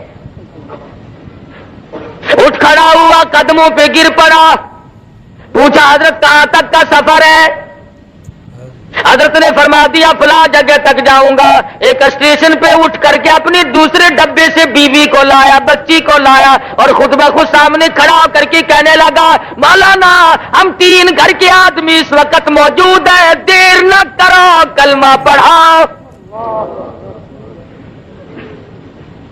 جس نبی کے غلاموں کے یہ اخلاقی حالات ہے, خود نبی کا کیا حال ہوگا. اور دوسرے چند دنوں کے بعد گھر کے 12 آدمی لے کے آیا اور مولانا کے ہاتھ پہ مسلمان بن گیا. علامہ انور شاہ کشمیری سب کہہ دو رحمت لیا, ہندو ٹکٹ دینے والا تھا, ادھر ٹکٹ دیا, پچھلے دروازے سے دوڑ کے باہر آیا اور کہنے لگا مولانا میں نے آپ کو ریل کا ٹکٹ دے دیا, آپ مجھے جنت کا ٹکٹ دے دیں. پوچھا کیوں, کیا بات؟ کہنے لگا آپ کی شکل دیکھ کر مجھے یہ خیال آیا جو خدا اتنے حسین انسان بنا سکتا ہے وہ خود کتنا حسین ہوگا. میرے بزرگوں نے, اکابر نے سنت نبی کریم صلی اللہ علیہ وسلم کی اتباع کی تو کافروں کو مسلمان بنایا. خواجہ غلام حسن لالسن کروڑ والے رحمت اللہ علیہ نہر کے پل پہ بیٹھے ہیں, ایک کراڑ آ گیا, کہنے لگا مولوی جی کروڑ کا رستہ کیڑا ہے؟ فرمایا کروڑ دا راہ دسا یا توڑ دا راہ دسا؟ کروڑ دا دسیے یا توڑ دا؟ آخر لگا مولوی جی جیویں مرضی آوے. فرمایا پر لا الہ الا اللہ محمد الرسول اللہ صلی اللہ علیہ وسلم. ان حضرات نے سیرت کی قدر کی. تو میں عرض کر رہا تھا کہ سیدہ حلیمہ رضی اللہ تعالیٰ عنہ محبوب دو عالم صلی اللہ علیہ وسلم کو گود میں لیے بیٹھی ہے, اونٹنی اٹھا کے لے کے نہیں چلتی. کہنے لگی کہ بختوں والا بچہ معلوم ہوتا ہے, آپ اس کو گود میں لے لیں. حلیمہ کی خامد نے کالی کملی والے صلی اللہ علیہ وسلم کو گود میں لے لیا. اونٹنی خود بخود کھڑی ہو گئی اور اٹھ کھڑی ہوئی, چل پڑی, چلی نہیں دوڑ پڑی, بک برق رفتار بن گئی. 2 دن, ایک دن پہلے کی چلی ہوئی سواریاں جب ان کے پاس سے سپر میل کی طرح سے گزرنے لگی, وہ آواز دے کر کہتی آؤ حلیمہ سواری کس سے بدل کے لائی ہو؟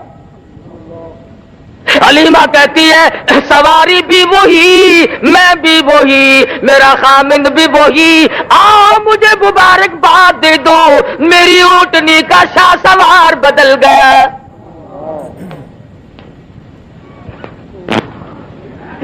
گھر میں لے جاتی ہے, کہنے لگی اپنے خامند کو بکری کے نیچے ذرا دیکھو ایک آدھ دھار دودھ کی مل جائے, اپنے معصوم کو پلاؤں گی. ایک برتن لیا, دوسرا لیا, تیسرا لیا, حلیمہ کے گھر کے برتن ختم ہو گئے اور بکری کے نیچے کا دودھ ختم نہیں ہوا. کیوں؟ جہاں نظر نہیں پڑی وہاں ہے رات آج تک, وہاں سحر ہوئی, جہاں جہاں گزر گئے, جہاں قدم ٹکایا وہاں اللہ کی رحمتیں آ گئی. قحط کے زمانے میں دودھ بے تحاشا بکری کے نیچے اللہ پاک نے پیدا فرما دیا. معجزات ہے سرکار مدینہ صلی اللہ علیہ وسلم کی. اللہ غنی. حلیمہ فرماتی ہے میں وہی محبت میں آ کر کبھی کبھی دوسری طرف کا دودھ, اپنے بچے والے حصے کا دودھ بھی مدنی کریم صلی اللہ علیہ وسلم کو پلانا چاہتی. حلیمہ کہتی ہے مجھے رب اکبر کی قسم اس طرف کے حصے کو کبھی بھی محمد عربی صلی اللہ علیہ وسلم نے منہ نہیں لگایا. دوسرے کا حق کھا کر اللہ کی توحید کیسے بیان ہوگی؟ اللہ کا قرآن کیسے سنایا جا سکے گا؟ اللہ میاں نے اس دہن مبارک کو, چہرے انور کو پاک رکھا. چند دن کی عمر ہے, تعلیم ہو رہی ہے امت کو کہ حلال کھانا حرام نہ کھانا. دوسروں کے حق نہ کھاؤ، ہر ممکن طریقے سے کوشش کرو چاہے تھوڑا ملے مگر حلال مل جائے۔ آج سب سے بڑی چشم پوشی جو ہم نے کی وہ اس طرف سے کی، عورت کبھی نہیں پوچھتی خامن سے کہ تمہاری تنخواہ تو 500 روپیہ ہے اور یہ 3000 10,000 روپیہ تم لائے کہاں سے ہو، بس پوچھے گی تو اتنا پوچھے گی، میرے خیال میں کوئی اللہ کا فضل ہو گیا ساڈے اتے۔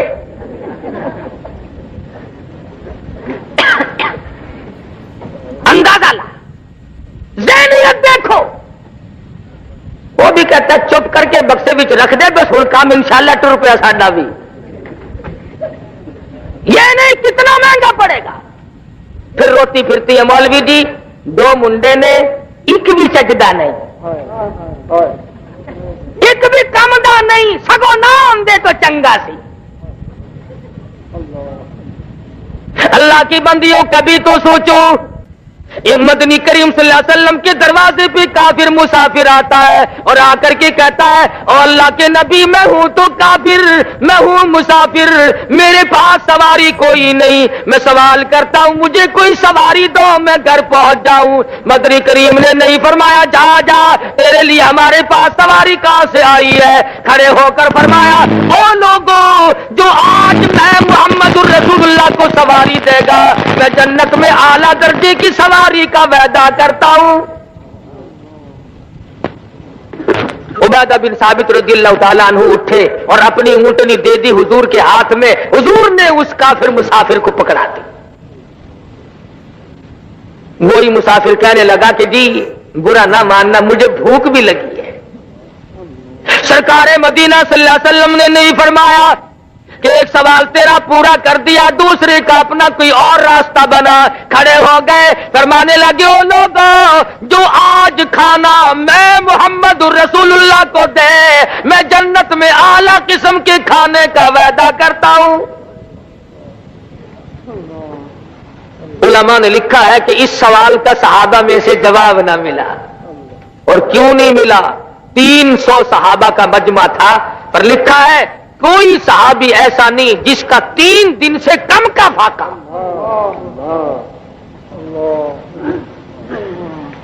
سلمان فارسی اٹھے فرمانے لگے آؤ میری ساتھ، میں تجھے ایسے دروازے پہ لے کے چلوں گا جہاں سے کچھ نہ کچھ ملے گا۔ ساتھ لیا خاتون جنت فاطمہ الزہرا رضی اللہ تعالیٰ عنہا کے دروازے پہ لے کے گیا، جا کے آواز دی یا اہل بیت رسول اللہ انطعموا فی سبیل اللہ، اللہ والی مسافر بھوکا اس کے لیے کھانا چاہیے۔ اندر سے آواز آئی ذرا حسنین کریمین کے چہرے کو دیکھو، ان کی شکلوں کو دیکھو، آج 4 دن کے فاقے نے نبی کے نواسوں کی شکلیں بگاڑ دی۔ حالات ایسے، اور جب واپس ہونے لگا مسافر تو آواز آئی سلمان میری چادر لے جاؤ، یہودی کے پاس جا کے گروی رکھو اور بدلے میں غلہ لے آؤ، پیس پکا کر کھلا کے بھیجوں گی، فاطمہ کے دروازے سے بھوکا کوئی نہ جائے۔ اپنا 4 دن کا فاقہ ہے۔ تو یہ حضرات بھی تو دنیا میں زندگی گزار کے گئے، اور آج ہم ہیں ہزاروں مشکلات آتی ہیں، ان تمام کے لیے آسانی اور ان کا حل دنیا کے اندر تلاش کرتے ہیں، اللہ کی ذات سے نہیں مانگتے۔ مانگنا چھوڑ دیا لوگوں نے، عورتوں نے بھی مردوں نے بھی، ایسا معلوم ہوتا کہ خدا کو ریٹائر کر دیا۔ اللہ میاں فرماتے ہیں او میرے نبی جب آپ نے مردوں کی قیمت نہیں لینی، میں ان بھوکے پیاسوں کو لڑتا ہوا تڑپتا ہوا برابر دیکھ رہا ہوں۔ اللہ میاں کا دریائے کرم جوش میں آیا اور آواز دی او میرے محبوب اب فرشتے نہیں لڑیں گے، اب جن نہیں لڑیں گے، اب کسی مخلوق کو کافروں کے مقابلے میں نہیں لاؤں گا۔ کیا بات ہے، آپ نے ایسی بات کہہ ڈالی ہے۔ فرمایا وقف اللہ وقف اللہ المؤمنین القتال وکان اللہ قویا عزیزا. اب ان کافروں سے میں خدا خود لڑوں گا، میں خدا خود ان سے نپٹوں گا. صحابہ کرام رضوان اللہ تعالی علیہ مجمعین کی عجیب زندگی. جہاد کا موقع ہے، تیاری فرما رہے ہیں مدنی کریم صلی اللہ علیہ وسلم. کوئی اسلحہ، کوئی تیر، کوئی تلوار، کوئی ستو، کوئی کھجور، کوئی کپڑا لا کر پیش کر رہے ہیں. حضرت عرفہ رضی اللہ تعالیٰ عنہ آئی ہے، حضور کے قریب آ کے بیٹھ کے رونے لگ گئی. سرکار اٹھے، تشریف لائے، فرمایا کیوں، کیا بات ہے؟ اندازہ لگاؤ اس قسم کے لوگ کہاں پیدا ہوں گے. عرض کرنے لگی میرے آقا جنگ کی تیاری ہو رہی ہے، جہاد فی سبیل اللہ کا اعلان ہو چکا ہے، میں نے بھی سن لیا. میں نے بڑی جستجو کی، میرے گھر میں داؤں نہیں، یہ میرے سال کا دودھ پیتا بچہ ہے، میں اسے لے آئی ہوں، اسے قبول فرماؤ. حضور نے فرمایا بھائی یہ کیا کرے گا؟ عرض کرنے لگی میرے آقا جب میدان جہاد گرم ہو جائے اور کافر آپ کی طرف تیر چلانے لگے، میرے بچے کو ڈال کے طور پر آگے کر دینا، میرے بچے کا سینہ ہوگا، آپ کی طرف آنے والے تیر لگیں گے اور کالی کملی والے میرا کلیجہ ٹھرے گا. ایمان دیکھیے، پیش کرتی ہے اور رو کے کہتی ہے میرے آقا بیوہ کا نذرانہ رد نہ فرما. اس کا نام ہے ایمان، اس کا نام ہے کالی کملی والے کی نگاہ و نبوت نے جن کو رنگ دیا وہ یوں مستحکم بنے. ارے یہ بھی تو سیرت ہے. جس آنکھ مبارک نے اللہ تبارک و تعالیٰ کا دیدار کیا، جس آنکھ نے عرش معلیٰ کو دیکھا، جس آنکھ نے سدرۃ المنتہا کو دیکھا، جس آنکھ نے بیت المعمور کو دیکھا، جس چشم مبارک نے پہلے دوسرے تیسرے چوتھے پانچویں چھٹے ساتویں آسمان کو دیکھا، سب جگہ رہنے والے مقربین فرشتوں کو دیکھا، ہزاروں مرتبہ جبریل امین کو دیکھا، اسرافیل کو دیکھا، نظام فلک کو دیکھا، نظام شمس کو دیکھا، نظام قمری کو دیکھا، نظام نجومی کو دیکھا، سارے جہان کو دیکھا، خدا کی ذات کو دیکھا. اور لوگوں اس آنکھ کے اوپر کے حصے میں پیشانی میں تیر لگا، اس آنکھ کے اوپر سے لہو بہ رہا ہے. یہ بھی تو سیرت ہے نبی کی. جبل احد ہے، غار کے دروازے پہ حضور بیٹھے ہیں اور صحابہ کرام چاروں طرف مجمع ہے، خون رس رہا ہے، لہو بہ رہا ہے. صحابہ کی آنکھوں سے آنسو جاری ہیں، میرے آقا کیا کریں؟ عورتیں مرد اپنی جان سے کروڑ سا زیادہ، لکھوں کا زیادہ مدنی کریم صلی اللہ علیہ وسلم کی ذات اقدس کو سمجھتے تھے. اسی لیے آج ہمیں انہی کے لائے ہوئے ایمان اور اسلام اور قرآن کو سب سے زیادہ عزیز سمجھنا چاہیے. ایمان کی عالم تر دنیا کی چیزوں سے ہر شے سے افضل اور اعلیٰ سمجھے. لیکن یہ تو کوئی سمجھنے والی بات نہیں کہ آدمی خود بخود اس کے اندر رکھنا اندازی کرنے کی کوشش کرے. اگر میں کوئی کام نہیں کر سکتا تو کرنے والے کو بھی تو نہ کہوں کہ تم ایسا کیوں کر رہے ہو. ہمارے یہاں تو یہ کچھ مثالیں بن گئی کہ نہ خود چلنا اور نہ چلنے دینا، راستے کو خراب کرنا. نہیں اللہ تبارک و تعالیٰ نے فضل فرما دیا. سرکار مدینہ صلی اللہ علیہ وسلم کا نظام دنیا میں غالب اور جاری ساری ہو کے رہے گا، کوئی نہیں روک سکتا. کبھی کبھی یہ لوگ کہا کرتے ہیں نا، وہ جی دیکھو یہ مولوی جلسہ تو بہ کے کہیں نے فلانا پھڑیا گیا، فلانا جیل چ گیا، فلانے نو اے ہویا. یہ کوئی چنگی گل ہے؟ سانو دیکھو آج تک کدے کسی نے پھڑیا ہی نہیں. اچھا تانوں کدے نہیں پھڑیا؟ کہ نہیں جی ساڈے بوہے تے کدی پولیس آئی ہی نہیں. آوے کیویں؟ کہتا دین لئی دکھ آ چل دینے جڑے قوم وچ بندے نے دلیر ہوندے دین لئی دکھ او چل دینے جڑے قوم وچ بندے نے دلیر ہوندے کون پوچھدا کاواں تے گدڑاں نو کدی پنجرے باز تے شیر ہوندے پکڑنے جوگی صورت ہو تو کوئی پکڑے یہاں جب موقع پڑتا ہے تو لوگ ہمیں نہیں چھوڑتے جب بھی موقع آیا تحریک نظام مصطفیٰ صلی اللہ علیہ وسلم کے درمیان میں ایک مرتبہ چلتے جلوس میں سے مجھے پکڑ لیا مجھے کہنے لگا مولوی چل سیدھا تھانے میں جلوس تو ذرا فٹ پاتھ پہ کھلا ہو کے نیت بن لی اگر کی کردا میں کہ نفل رہندے میرے بڑے کون جو کسی کام کے ہی نہ ہو پنجرے میں شیر آئے گا کہتا دین لئی دکھ آ چل دینے جڑے قوم وچ بندے نے دلیر ہوندے جیل جاوے شیخ الہند جیل جاوے گا حسین احمد مدنی جاؤ قاہرہ کی جیل سے پوچھو مالٹے کی جیل سے پوچھو تمہاری کوٹڑیوں کو اللہ کے قرآن سے کس نے آباد کیا تھا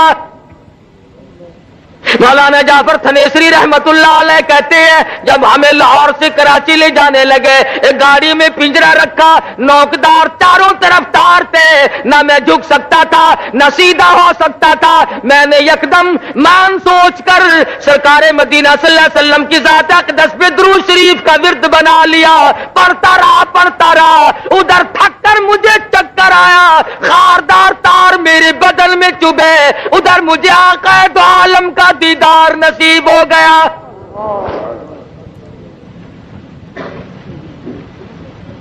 تو کہتا دین لئی دکھ آ چل دینے جڑے قوم وچ بندے نے دلیر ہوندے کون پوچھدا کاواں تے گدڑاں نو کدی پنجرے باز تے شیر ہوندے اٹا بوتیاں اسی نو پیندیاں نے جیڑی بیری دے نال نے بیر ہوندے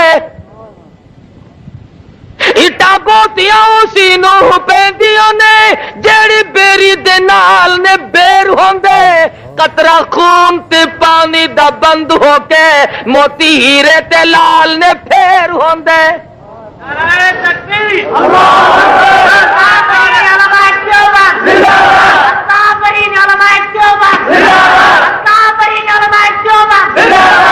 ان حضرات نے صحبتیں اٹھائیں تکلیف جھیلی اور پچھتائے کبھی نہیں پشیمان کبھی نہیں ہوئے کہ ایسا ہمارے ساتھ کیوں بن گیا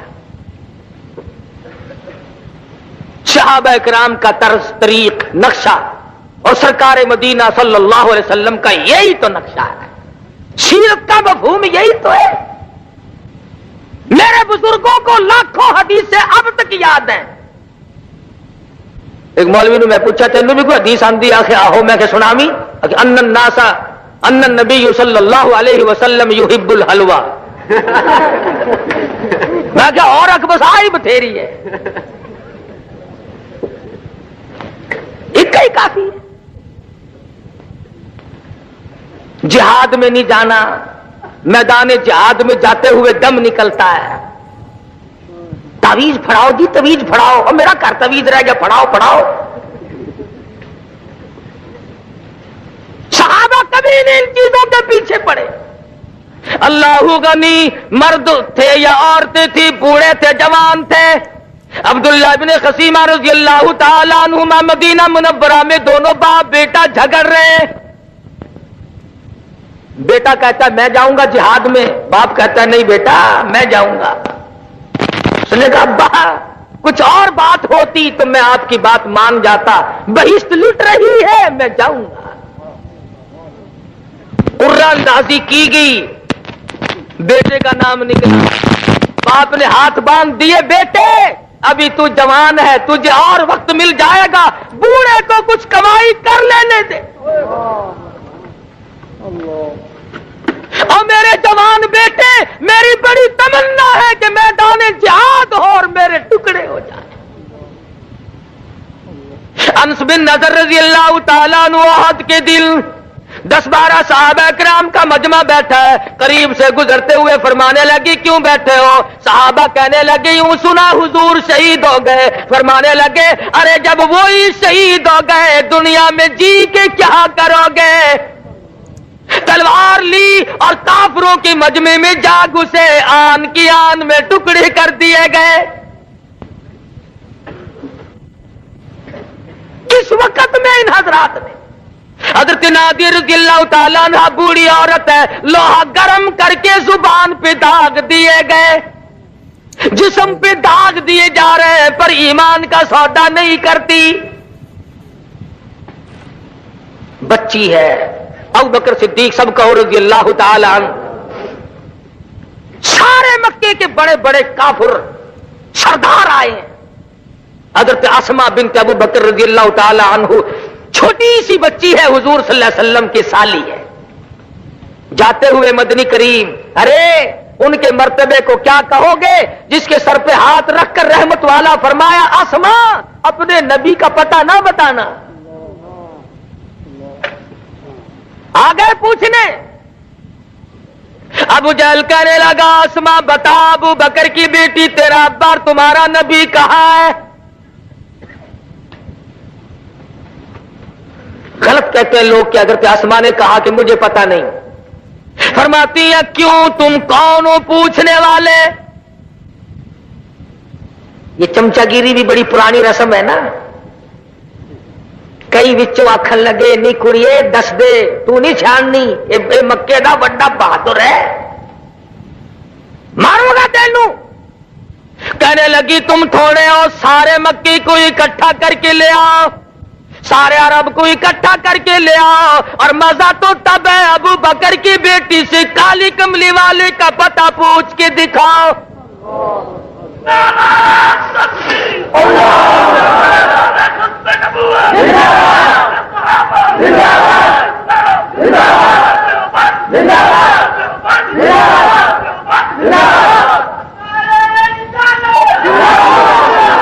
نہیں دکھا سکتے تم، میرے نہیں مجھ سے پوچھ سکتے۔ اور لکھا ہے کہ ابو جہل نے حضرت اسماء رضی اللہ تعالیٰ عنہ کے سر کے بال پکڑ کر گھما کر پتھر میں دے کے مارا، ادھر پیشانی میں پتھر کی نوک لگی، ادھر خون کی دھار دور جا کے پڑی، ادھر کہتی آ لوگو غلط ہے تمہارا خیال، میری جان کا قیمہ تو بنایا جا سکتا ہے پر تم پتہ نہیں پوچھ سکتے۔ اور قربان جاؤں 3 میل کی غار ثور کی چڑھائی کو طے کرتی ہوئی حضرت اسماء جب حضور اکرم صلی اللہ علیہ وسلم کے لیے کھانا لے کے گئی، رحمت دو عالم کی نظر پڑی، فرمایا اسماء چوٹ کیسے آئی؟ یہ منہ تیرا سوج کیسے گیا؟ خاموش ہے، یوں ہی ہو گیا۔ فرمایا نہیں نہیں، بچی کی آنکھوں میں آنسو آ گیا، میرے آقا آپ کا پتہ پوچھتے تھے، میں نے بتایا نہیں، انہوں نے مجھے گھما کے پتھر میں دے کے مارا۔ رحمت دو عالم صلی اللہ علیہ وسلم کی آنکھوں میں آنسو آ گئے، فرمانے لگے او میرے پروردگار ابو بکر کے گھرانے پہ کرم فرما، جنہوں نے میری خیر خواہی کے لیے اس معصوم بچی نے بھی اپنے منہ پہ تماچے کھائے۔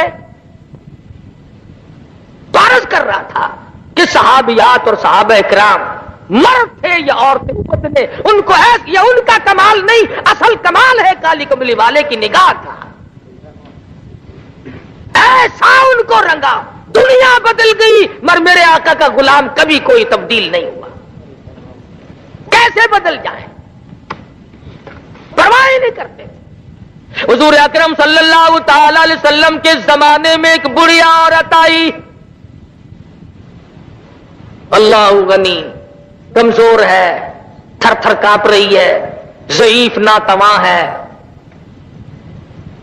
عرض کرنے لگی میرے آقا میرا بھی جی چاہتا ہے کہ مجھ سے اب جوانی جتنی نیکیاں کمائی نہیں جاتی، میرا جی چاہتا ہے کہ میں اس سے بھی زیادہ کماؤں. کیوں؟